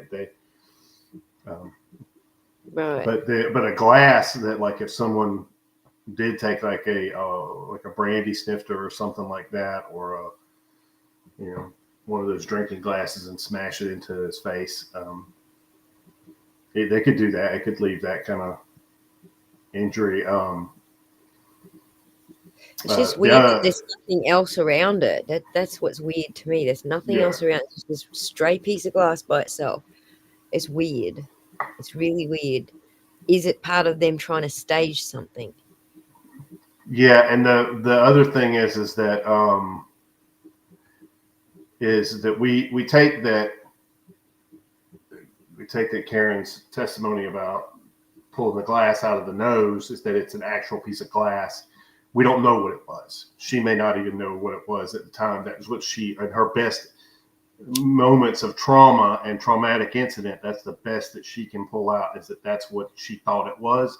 It very well could have been. It could have been any number of other. Too. Yeah. It could have been another type of debris that she thought was glass. Gotcha. And may even have been evidence of someone else's body parts. Good. Yeah. That's true.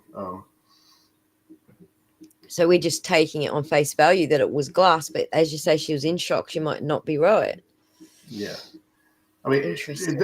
I'll tell you, I would feel safe putting $10,000 bet down on that he was not hit by a car.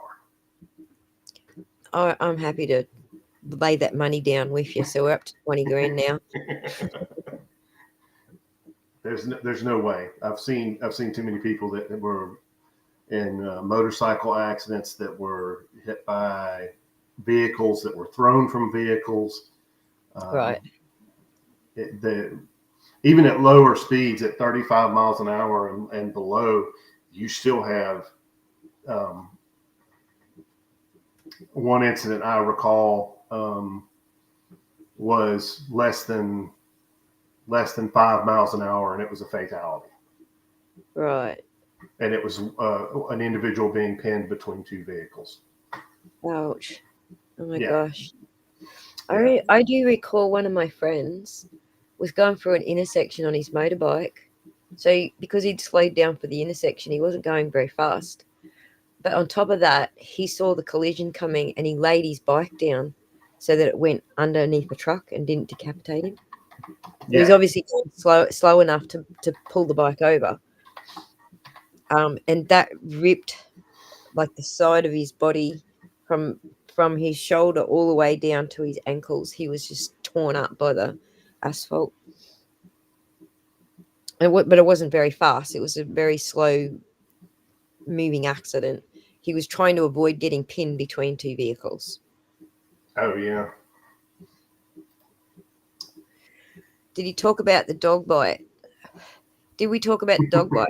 I had the dog bite up. That's probably the one that YouTube cracks up the least about. Let me pull the dog bite up and tell us what you reckon there. Delete copy.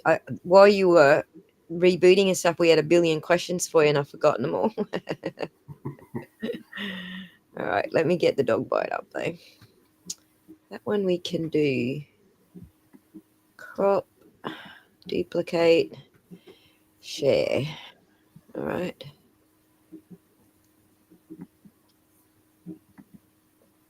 All right, the dog bite is now up. No, it's not. Yes, it is. Yes. So, and like I said, I'm not a medical examiner. I'm not a. But you've attended to some But dog I have bites. attended to some lot of dog bites, and Right. if someone held this up to me and said, "What do you think did this?" my immediate response is the elbow is the dog's mouth. Yep. The upper arm is the dog's front paws and claws, because some of the bigger breeds have very sharp claws or Yep. yeah. Especially if they're not maintained. Yeah, and they're not like a cat. It's like a cat has dew claws. A cat has hooked claws. They're like hooks.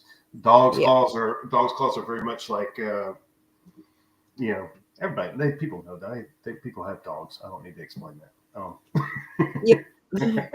Anyone who's got a dog knows exactly what you're talking about. So this set of scratches and this set of scratches is from putting their paws up to pull while they're biting here. Yes. Yeah. Yep. I get it. And, Garrett Wing was absolutely fabulous for that demonstration. Just showing the videos. I've not even seen any of his videos. Oh, haven't you? Do you want to see some? Yeah, put one up. I haven't seen any of his videos on the dog bites. Right. Well, other than like a snippet here or there on other people, like I think Andrea threw one up at one time. Andrea Parkhart put one up on her channel once. Yeah, well, he appeared on Melanie's channel, but I think the best video, he actually shows where a dog comes out and attacks someone, and how that looks when a dog does do that. So let me just pull one up. Did he do it as a live stream or pre-record? Nope, pre-record. Police canine bites and breakdowns. Well, let's do that one. Okay. Let's do that one. People probably wouldn't have seen this one, so let's pull that one up. So he goes through a series of canine bites and what they look like, essentially. So let's get there. Okay, graphic footage coming up, boys and girls. We have a warning on the screen for you. Let me just make sure you're all seeing what I'm seeing. Yep, you can see that. Can you, Lon? Yeah, I can see that. All right. So he's going to show the bite and then break down what's happening in the bite. So let's get some volume up. There will be audio in just a minute, but this is the stolen vehicle that's right in front of him. And in just a bit, he's going to take off around a corner. A little California roll through the stop sign, I guess. That's what you do in California. No, he's already taken off. He says, the police are behind me. Just blew through that stop sign. You guys got to be careful out there when you're driving. You never know when a police chase will cross right in front of you. There you go. Officers calling out that TC, traffic collision, traffic crash. Get the dog out. Look in the right of your screen. The guy in the white shirt, that's the driver. Get him, boys. They got to clear the car first, safety, nobody else is in there. Boy shoots between the houses. Where'd he go? Get the fuck back here! Just missed him. Oh, you can't get over the fence. Typically, once a bad guy crosses the sidewalk or jumps we're going to pause here. Well, let's not get too ahead of ourselves. Typically, when a bad guy crosses the sidewalk, every agency is different, but definitely once they've entered a backyard and you kind of lose sight, we usually stop the foot pursuit, and that's when we call in my favorite police officers, the canine unit. And so I'll fast track you to where we are now. Officers set up a perimeter, probably a real tight perimeter around 1 or 2 blocks. They know the guy's contained. Now, the one interesting thing here before we get going, which camera should I be looking at, man? Number 2? Yeah. All right, let me look at number 2. Let me look right in the eyes. Before he goes on, I'm just going to quickly whip another coffee up while we're watching it, all right? All So right. I'm probably going to mute myself so you can't hear me tinkering in the background. Okay. Of you folks at home. Once we've got that perimeter established, most agencies will run their dog on a 6, 15, maybe a 30-foot leash, but on leash. But what they do out in LA, in Los Angeles County, they're one of the rare agencies that do this. They train their dogs to run off leash as often as possible, but they only do that through the use of the e-collar. Now, the e-collar will come into play in this video, so let's go ahead and watch, but there's a few things I want to bring your attention to.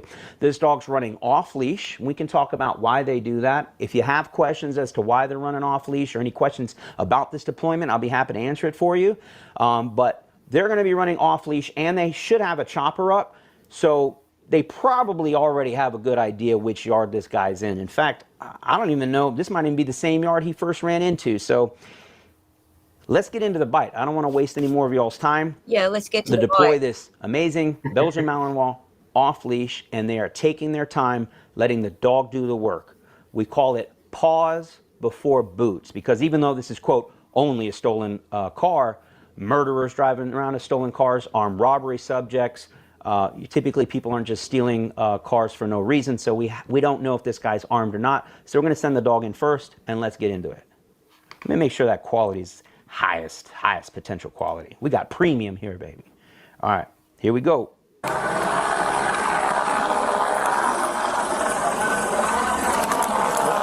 Bad guy's putting up a good little fight against the dog, trying to put him in a headlock. Let go of him! Let go of him! Let's! Let go of him! Let's! Hey, let go! Let's! Hold that way. They're rewinding back. You're going to get a little bit. This is 10, 15 seconds before the bite. Great tactics, taking their time. A couple of backups, all their tools. You can hear the chopper overhead. Hey, let go of my dog! Let go of him! Let go of him! Let's! Let go of him! Let's! Hey, let go! Let's! Let go of him! Let's! Let go! Hey, let's leave him! Let's leave him! Stop grabbing him!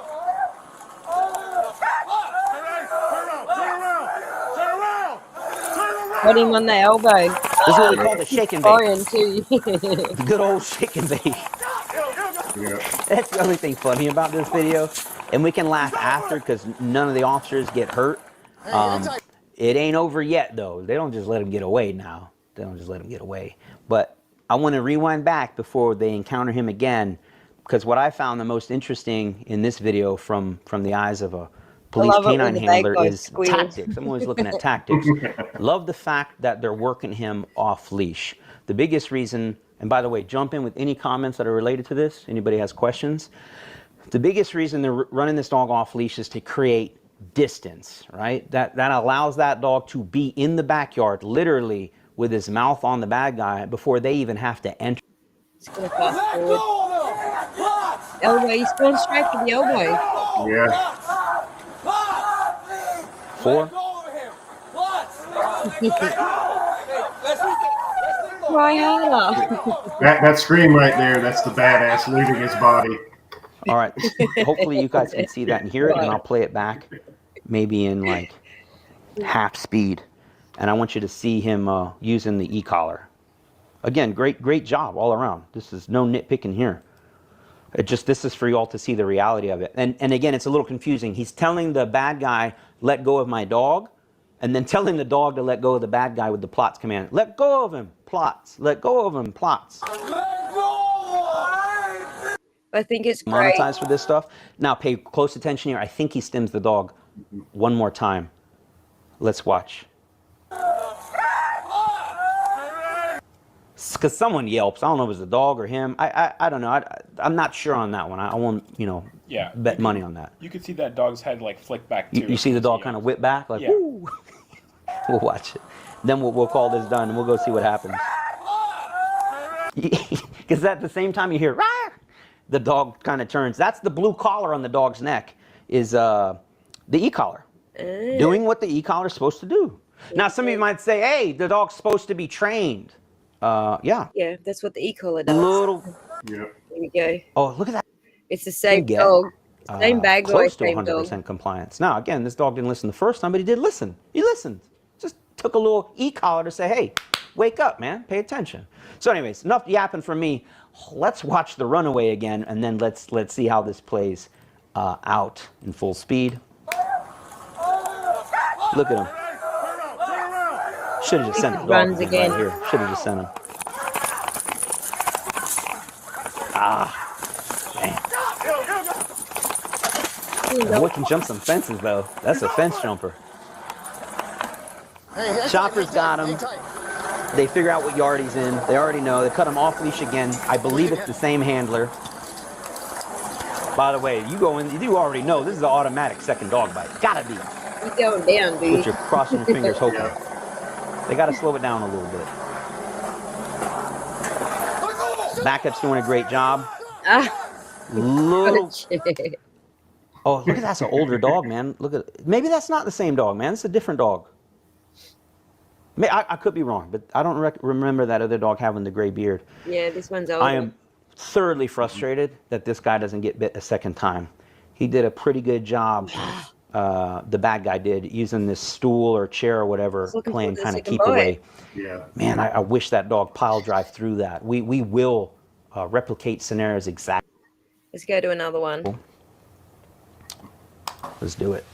Yeah, but that's classic. Like right on the elbow. Yeah, it's going. Right on the elbow bite. Hi. What is it? Are you Yanli? Yes. Okay, here's a notice to evict. Okay? What? It's your notice No, for... Put the you're knife not down gonna- right now or I'm going to... We're not going to let a Put dog your on knife the down. Put the knife down. Put the knife down right now. Put the knife down right now. Okay, that's fair enough. Let the dog on. 15 out of 5, one at gunpoint. Then you go by Put the gun basic down, ma'am. there, I'm going to didn't shoot you. Put the gun down. Hey, Spider, can you interpret for us? Huh? She's saying, how do I know you're not an intruder? And she's got a big old knife. I'd say like a 8-inch. Cleaver. Yeah, it's at least like 8 inches. You get a great view of it later, so don't you all worry. Put the gun down or I will shoot you. 15 Adam 5 code cover. One at gunpoint with a knife. Put the gun down right now. What is he Put saying, the gun down right now. Now, drop the knife. He's stressed. Drop the knife, ma'am. You will get shot. If you come at me with that knife, I will shoot you. Yeah, people are asking, does she have a knife and a gun? No, she only has a knife. He's saying drop the gun, drop the gun. He's just a little stressed, right? And I don't blame him, you know what I mean? He doesn't want to have to shoot this lady. He's begging with her, put it down. But she's a great negotiator. She's like, nah, you put the gun down, then I'll put my knife down. Or she didn't even say that. She says, you put your gun down. She never said she'd even be compliant. Well, this is not a great time to negotiate. She's kind of hedging on that. Right. Oh, he's not a real police officer. Trust me, the guy's in full uniform. She knows what time it is. Let's get the dog. The only thing I ask is, like, was she in there cooking? Or did she answer the door with that knife because she's a little crazy? They ain't even trying, bro. It's not even trying to keep up with that. All right, here we go. Here we go. Can you open the door, please? Pounds of the back door. I know, but... I got you. This lady's crazy, man. No.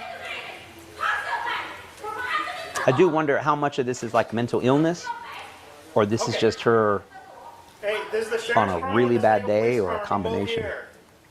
I need you to put the knife down and open the door. Hey, would you go on a date with her, Spider? That's probably my I mean, she's blurred out, but let's just say, I don't know if I'm saying that right. Sometimes there is such a thing as kind of semi-barricaded behind the door. You'll get a better angle in a minute. The angles get better and better. Whoa. He's trying to get a shot. He keeps inching closer and closer. And now she comes out with that knife.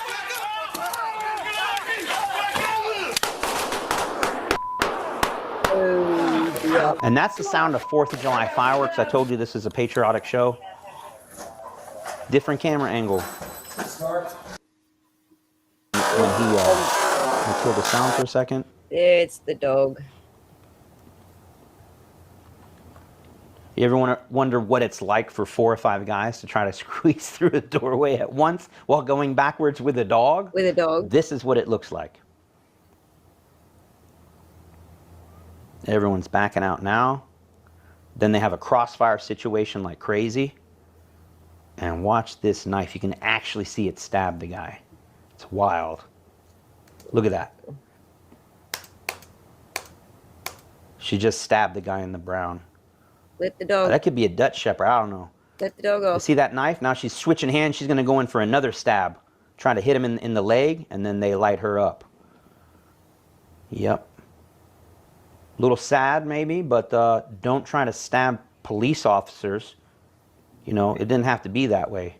Now, if you thought that was the end, it's not the end. What do you think, the bit that you know about police dogs? Is this I'm like asking you all at horror home. movie? Let's She see who gets can up figure again? this out in the comment section. What else could go wrong here? Because it's pretty much over, right? She went, that speed up.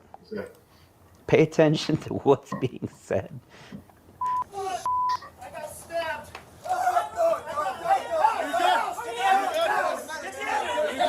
Do you see what happened? This poor guy gets stabbed and then bit by the dog. Oh, the dog bit him. I'm only laughing because the stab, as nasty as stabbings could be, is it could have been a lot worse. Let's just say that. I'm not going to say it was superficial. It's not that. Great spot. It just goes bad very quickly when that guy with the shotgun gets too close. He kind of All right, that new one. minivan plus the dog, plus some rifles. So when you see a black, Go for the elbow. Look. Go for the elbow. Get on the ground. Yeah. No, he's stabbing.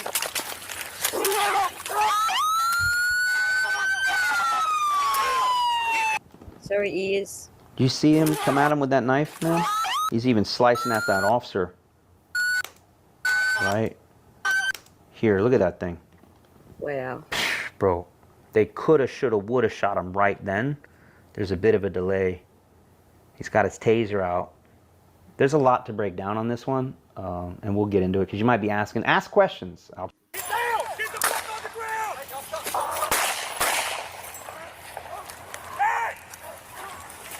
Really?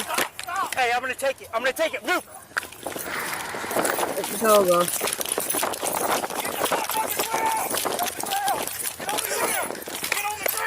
Kill me. Do it.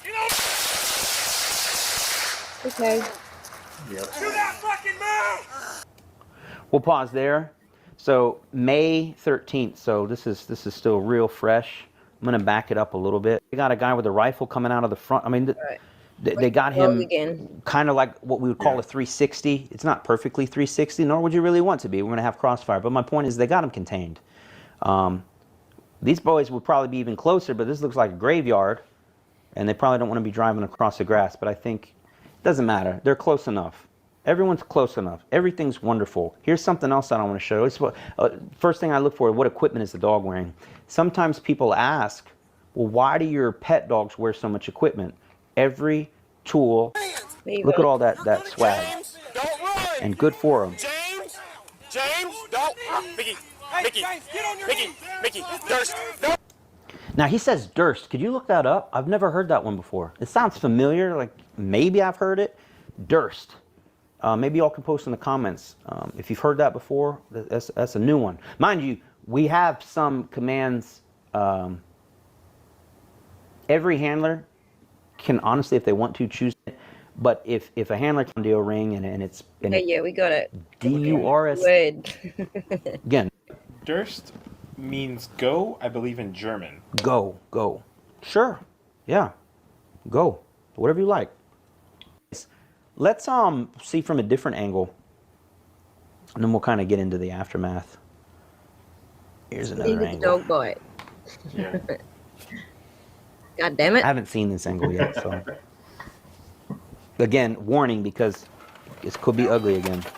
James, let me see your hands. Let me see your hands. Hands. Put your hands up. I believe this is the driver of the minivan, yeah. So he's got less lethal.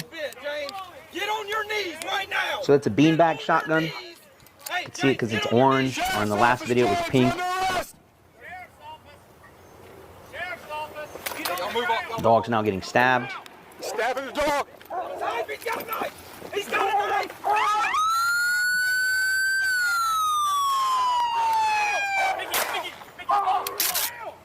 Oh, that's it. The dog went for his elbow and he stabbed the dog. Yeah.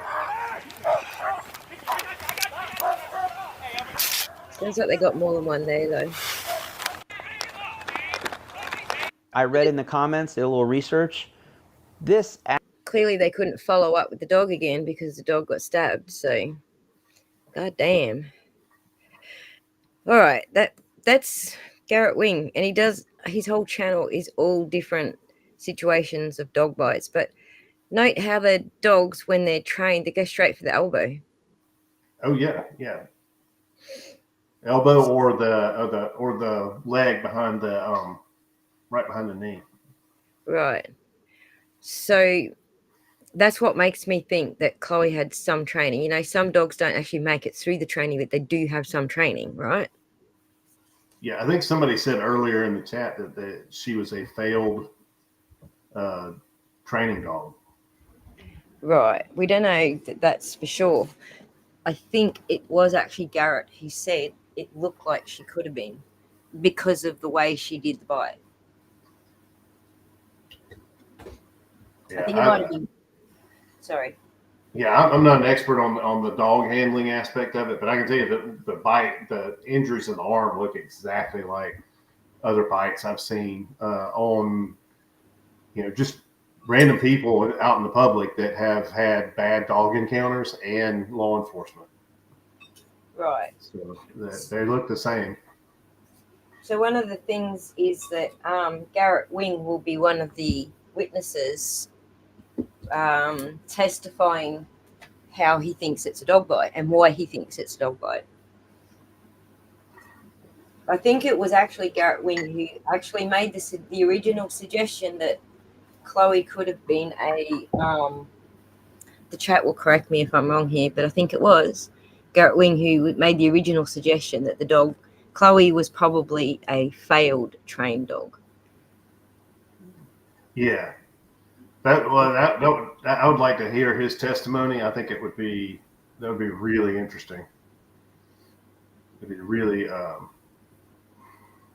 close some blocks in around for people. Like if you're in the jury, if you're getting in that mindset, and the information you get is here's this dog that everybody's avoiding talking about, and then this guy can tell you exactly what and how that's going to look like if someone is bitten by that particular breed of dog. I don't even think he has to have a tooth mold of the exact dog to prove it either. Right. The tooth mold theory is the exact science that's been rejected by the broader community. This is what confused me with Brennan going on about Dr. Russell, whether she was going to go into the tooth bite theory, because I'm thinking the tooth bite theory, like whether the tooth match or the shape of the mouth and the teeth match, is actually the very science that's been discredited. Well, it doesn't have data behind it, right? So they haven't done the studies and done them properly with the data to back it up as to whether as to how what the error margin is, or any of that sort of stuff. So I'm thinking Brennan's going to try and trip her up into saying something where he can say, well, that science is discredited. But then it kind of looked like that's what he was doing. But then his guy comes along and starts saying, I've got the tooth molds. I'm like, are you fucking kidding me? Yeah, so my understanding is forensic odontology, I think is what they call it, the study of that it's not so much that it's it's altogether bad science or whatever. It just has a certain level of unreliability. But my understanding was that it's actually been ruled against in other cases, and that's the basis of it. Is that because in other trials they've ruled it as unreliable? It's not. Then that just kind of like it's like a waterfall effect. It doesn't. Yeah. It's not So allowed in other. America's leading odontologist has pulled back. Like, he was the leading proponent for odontology. He has pulled back. So a couple of cases got overturned at the highest courts. I can't remember which courts. I think it might have been SJC, but a couple of cases got overturned. And from that point, he said, you know what?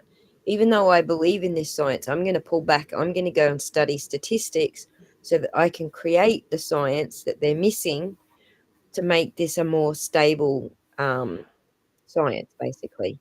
So he's actually quit and gone back to uni to learn stats, which is great because I still don't think they're going to get the statistical support when they do the study properly. They need to send Trooper Paul back to university. Oh my God, don't they? Jesus. So I don't think they're putting Trooper Paul on the stand this time. If I were them, I wouldn't. The crime scene might start talking to him again. Did you hear bukkake put that in his little spiel yesterday? Oh, yeah. The evidence was talking to him. It revealed itself like a trench coat flasher. He said both. He said the evidence spoke to us, and then he said, yeah, it was just revealing itself. So quite a few people have been exonerated on the odontology, correct? Because there is no solid science behind it now. So, but I mean, that guy, like I said, America's leading odontologist, I can't think of his name. I did do a video on it.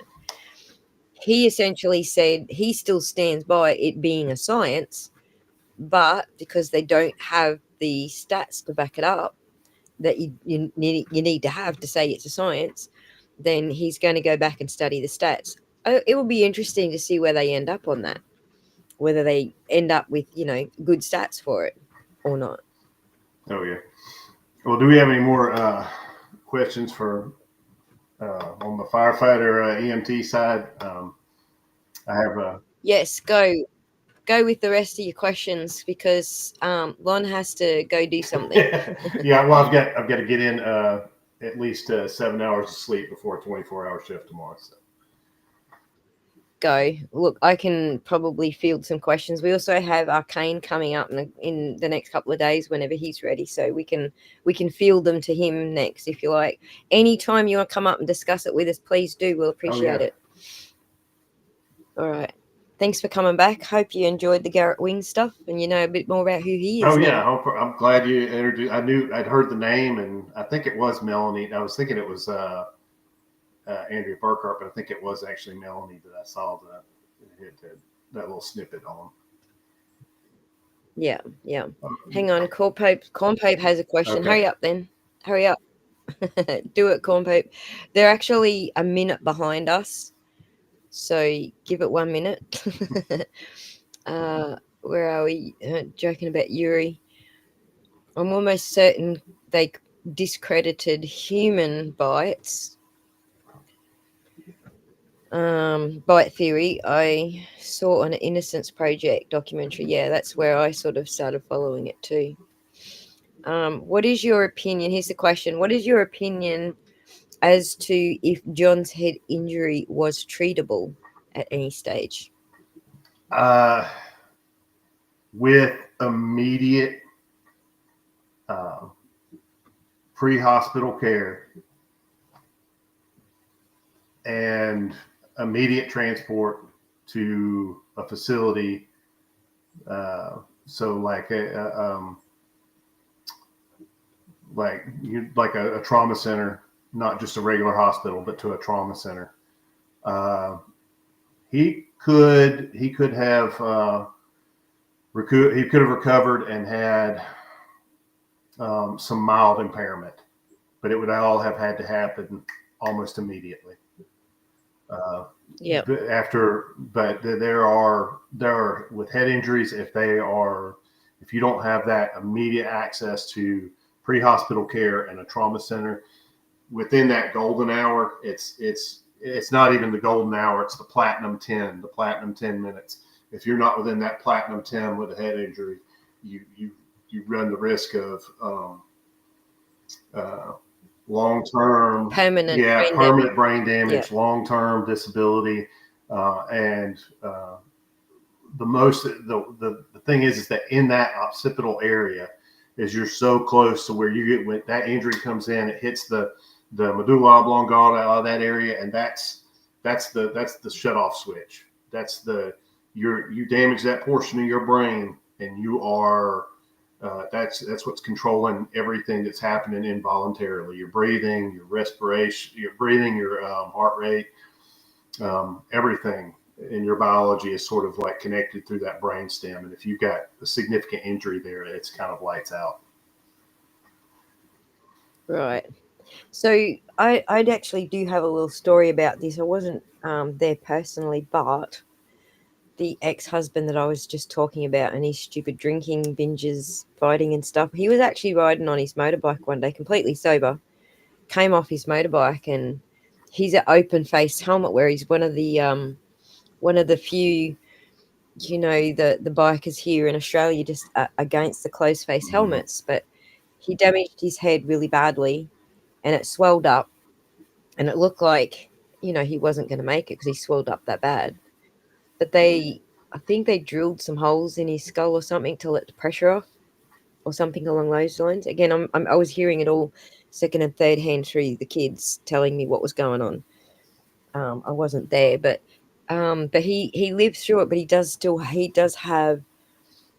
he is permanently brain damaged from it. But he still has motor function, normal functions. You can hear when he speaks. Sometimes he doesn't get his words right. Like his brain's ticking, but it's taken a little while to catch up with his mouth, kind of thing. So it's very minimal, but could have been a lot worse. But that's what they did. They had to let the pressure off by drilling holes in his brain.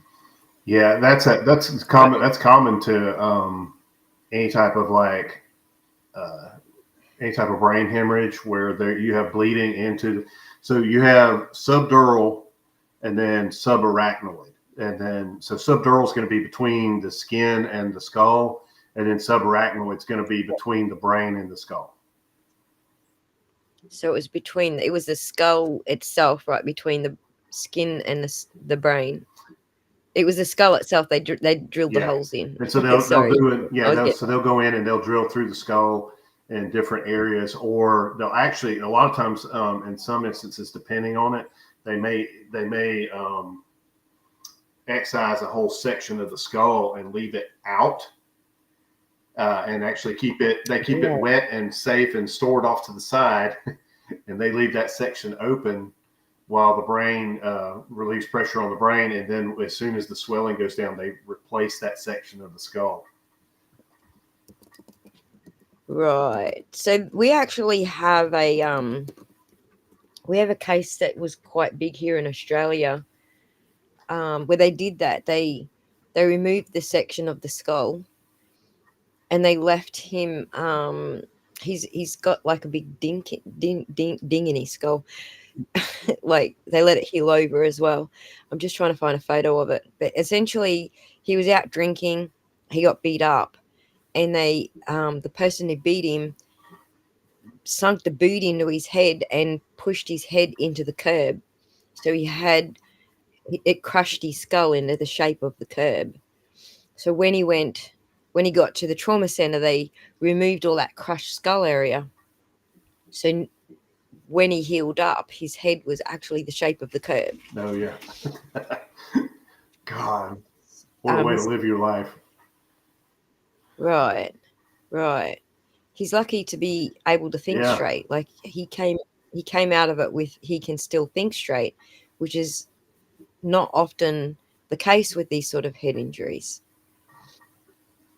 There's a lot of that, a lot of head trauma individuals. They come out and they do have lifelong disabilities that they don't recover from. And same thing can happen with individuals that have had strokes, depending on the area, location, and whether it's ischemic or if it's a bleed. But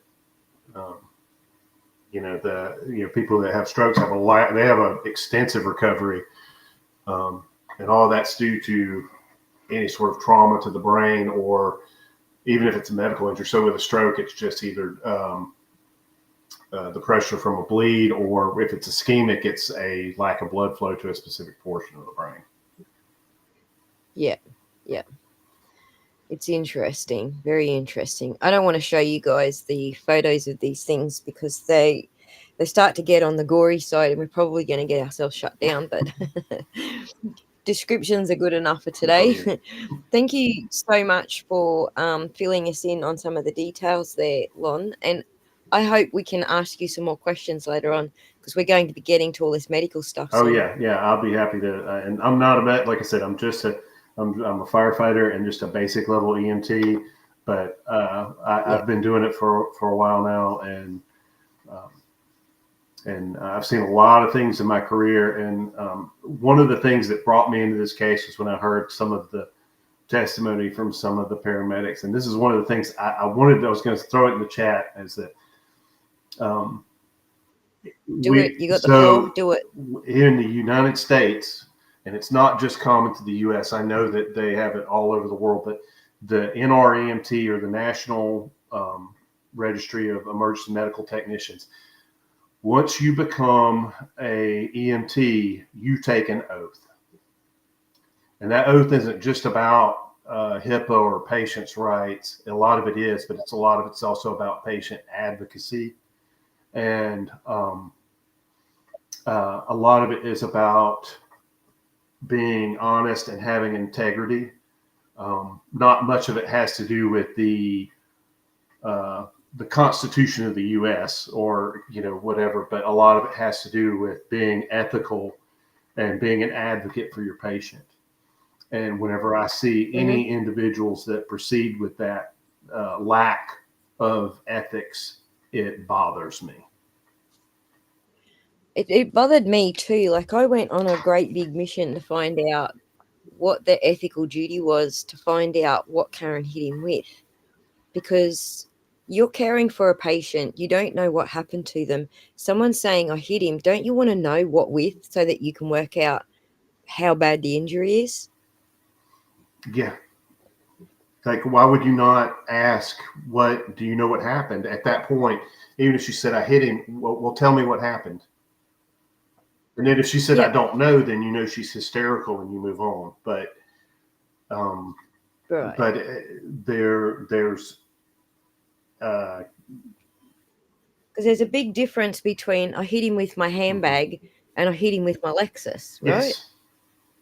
Or I hit him with my fist, or I pushed him and he fell on the pavement, or any number of things could be I hit him. But the main thing is that I'm surprised that some of the individuals that have been caught kind of in the perjury trap still have their licenses, because I know that if you are caught perjuring yourself in the court, whether the court decides to proceed with charges, the National Registry will take your license. If you are caught lying under oath, you're done. You're done, son. See, you're done, son. I think Flamati's done. I actually think Flamati is done. I think he's actually not with the he's not with the FFEMTs anymore. I don't know if he quit or what happened, but I'm pretty sure he's not with them anymore. It wouldn't surprise me if he got hit with a violation of oath or unethical conduct. It wouldn't shock me. Of course, we'd never know that, because it would be done through National Registry, and they don't post all that stuff. But there's no public access to it. No, No, not that I'm aware of. There might be for like supervisors and other people like that, but they would just simply contact him through his whatever email and say we've revoked your numbers. We pulled your numbers. You're not going to be able to renew or operate as a EMT. That's governed nationally, isn't it? Not just within the state. In both states, and so in my state, which is Georgia, so Georgia monitors it both through our. We have a public portal or a local portal through which we manage our state EMT licenses and everything. But then we are also registered through national registry, so it's both in the state of Georgia. I can't speak to any other states. I don't know how Massachusetts would do it, but I do know that if he's national registry or whatever, and there was some sort of ethical conflict, he'd have been drummed out. Right. When I was looking into this aspect, it's just an aspect of neglect, basically, not finding out what caused the injury. I did see that Massachusetts, like always, are like, we're not taking any notice of the federal rules. We got our own rules and our state and go away, that kind of attitude. But they actually do have a very tight state control mechanism through multiple bodies. So, yeah. Oh, Cornpoke says I heard Katie McLaughlin hasn't practiced since as well. Interesting. That would. I hadn't heard that, but it would not surprise me or be shocking if that was a similar situation. Because it's outright neglect to not say, okay, you say you hit him. What did you hit him with? What happened? Tell me what happened. Well, also if you are, like I said, as far as their patient at that time, I believe, if I'm correct, it was Flamati and the other. Ah, shit! It just happened again. No. Oh no. Oh my god! You're gonna have to type that last bit in to chat because it's screwed you again. God damn it! The bloody internet. At least it's not bloody Starlink screwing us over today, right, guys? Oh, it's good to see that some Americans are having the issues that I have. Hang on, let me see if this worked. Yeah. So in my area, there's a huge storm coming through, and I don't have the best internet. So right, finish the sentence with Flamati and I believe they were working on John in the bag. So their patient, and their patient responsibility was to John O'Keefe at that moment, and that would include McLaughlin, if I'm correct, which. Not asking those pertinent questions. She was asked to get the demographics, and then the whole note taking thing is what really bothers. So that's where it gets down to, is where she's talking about, oh, I wrote on the back of my glove, but I didn't take notes. Girl, and then I tossed the girl, gloves. shut up. You took those notes down, wrote them on your glove, and you either put them into a patient care report, or you gave them to someone to put into patient care report. Or you wrote them down on a piece of paper in the back of the ambulance, because you don't. That's important information. You're going to take down any kind of like prior history, medications, and especially mechanism of injury if you can find out what it is or know what it is. But it's the idea that she didn't. She took. To look at him and go, "Oh no, I was just writing on my glove. That wasn't notes." Those are notes. They're 100% are notes.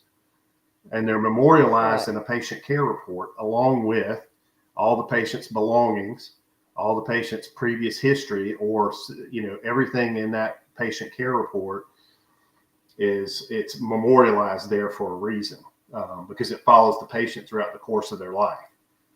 So they haven't showed us a patient care report because they didn't make one, right? They should have. That's required.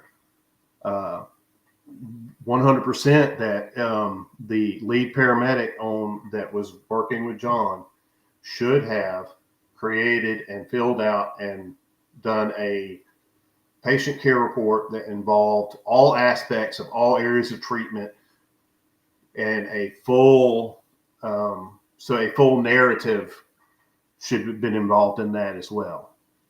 And that includes at the actual scene. and I've written many of these narratives, and I can tell you that what it would begin with is I saw this many, I approached and found this subject with these people around him, and he was in this position. He was either supine, sitting, or prone.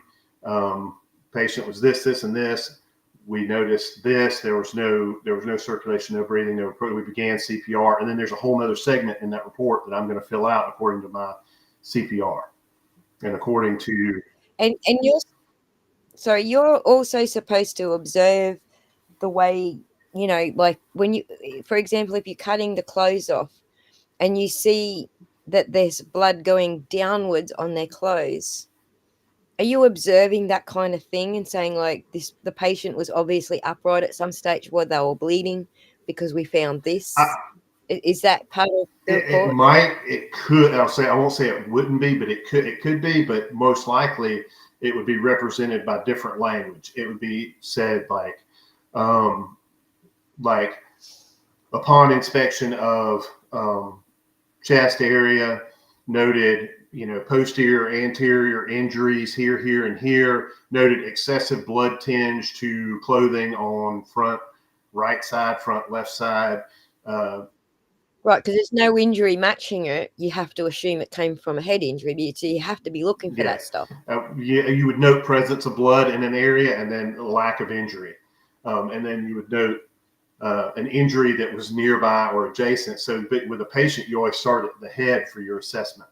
And that's a key critical thing point that needs to be made to anybody in the general public. When you start a patient assessment, you start at the head. Yep. Interesting. So none of the above was done. But here's the other thing. They may not be showing the patient reports in trial because it is publicized. So we may not even get to see those because of HIPAA, right? Because of HIPAA, it could be because of HIPAA. HIPAA is kind of a strange thing to try to explain to people. HIPAA covers anyone that does as part of that healthcare. Right, it's anybody that's in the healthcare practice. So like your EMTs, doctors, medics, nurses, anybody that's in that medical field, we cannot, and I would not, and I would go to my grave before I discussed any patient's data with anybody that was not the patient, or the patient had not given me the okay. Even if we are standing in the same room and I've just taken your blood pressure and your mom's standing behind me and she says, "What's her blood pressure?" I'm going to look to you and say, and ask you if I can tell her, and then before I say it, right. That's a little extreme of an example, but it's still that's what it's about, is that I'm not releasing your data, your patient information as a healthcare provider. Now, you can release it. You can sign a waiver to have it released, and your next of kin can sign a waiver if you are deceased. They can sign a waiver to release that. So they can request and release those records to attorneys, doctors, and law enforcement. And law enforcement can, of course, subpoena those records. But, and then the thing about yes, I would, in my report, if I saw vomit that was if there was vomitus or in the mouth, in the chest, in the region, if it was in the pockets, if it was on the clothes, I would make note of it in my report. Absolutely, right. 100%. So because it's also part of the response to shock or the mechanism of injury, right? Yeah. All of it feeds into a bigger picture, and this is where it's like I said, it's like, to me, that bigger picture, it doesn't really indicate anything more than what I've been trained to do. But to a paramedic, it might indicate, certain things that, like, oh, well, what if this vomit is not from a head injury? Maybe they have a patient who is nauseous or whatever. Maybe I got to push some Zofran with the other drugs. That may be another indicator for them of treatment possibilities. Yeah. But as far as down the road, I'm going to make note of it in my report, because any of that might be pertinent later. And as the biggest phrase that we use in fire service and EMT is, if it's not in the report, it didn't happen. Gotcha. I completely agree that they let the team down with the way that they treated this whole case, like the EMTs. I totally agree with you. Yeah, and then we lost. Nope. the quizzical girls that said the thing about HIPAA being overridden by court discovery. They could, that it absolutely can be subpoenaed. My understanding is it can be subpoenaed by the court. Yeah. See, what I was thinking was HIPAA is protecting your rights, but once you have died, it's not as protected because it's got to come into court. So I didn't think that, hearsay and HIPAA and all that would actually be relevant once you died. Yeah. So kind of like the what is the videos where you see police officers ask someone about their disability, and everyone goes, "That's HIPAA." No, it's not. It's ADA. It's not HIPAA. Americans with Disabilities Act would cover that, not HIPAA. HIPAA would be him asking you of your own free volition to tell you what your medical issues are, and you can always say no. But HIPAA, slightly different. HIPAA is only if you're healthcare provider. If you had an injury or something and you were in the back of an ambulance with an EMT, and it was not a criminal thing, and a police officer got in the back and asked blah blah blah blah blah blah, the EMTs and paramedics are under no obligation to give him any such information. Right. If it's not criminal, then we're under no obligation to give them anything. Right, and that's probably the other aspect of this is a criminal court case. So, yeah, interesting. All right, well, that's it. We have to let Lone go now. So he's got to do. I got to hang up. We've been here for 4 hours. So. All right. Thank you so much for answering all our questions. We really appreciate it. I can't wait till Arcane comes up and answers some as well. Yeah, more so, he's got a higher level of training than I do, I believe. And so that's kind of right. Different Great. perspective. This will be awesome. We could get you both up again. This will be awesome. Then we get Kevin to translate all the Irish people. Yeah. All right. Thank you again. And thank you, chat, for joining us. Much appreciated. And we are all going to sign off now and end the stream. I'm going to sign out. I'll let you go, Lon. I'm just going to do a closing tune because I keep forgetting to do closing out tunes for everybody. So, sounds good. But thanks again. We'll talk to you again next time. Good night. Good night. All right, guys, let's get a tune up. Let's do, what did I open with today? I don't even remember what tune I opened with. Let's get something up here. Well, actually, we could just close out with my, where are we? The data don't lie. People do. Let's close out with that. Oh my God, I just pressed the wrong button. I had it up and then I pressed the wrong button. Hang on, let's go again. The data don't lie. Pause, volume, share. Okay, guys. I will talk to you tomorrow. I'll try and book the stream so that you'll get plenty of notice. No, that's not the button I want. Share screen, let's do it. All right, boys and girls, we are out. Enjoy the music, and we'll talk to you tomorrow after court. No, tomorrow's a weekend for you guys, isn't it? Saturday here, so yeah, there's nothing tomorrow. Day off. All right, I'll talk to you again for the next vent stream. Bye.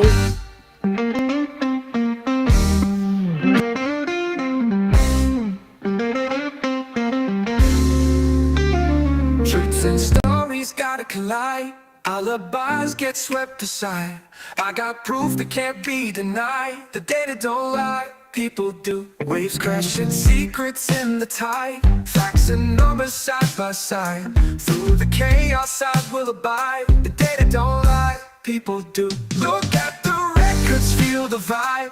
Digits and bytes come alive. I stand tall with nothing to hide. The data don't lie, people do.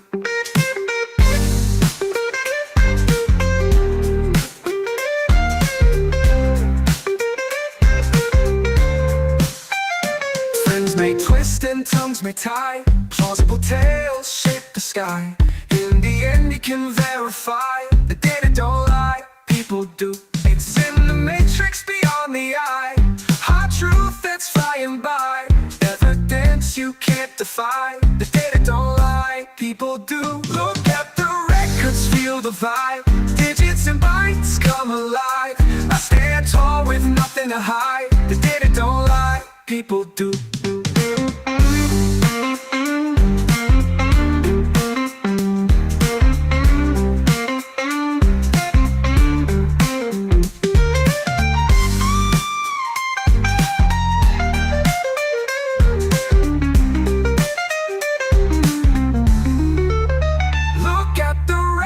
Feel the vibe, digits and bytes come alive. I stand tall with nothing to hide. The data don't lie, people do.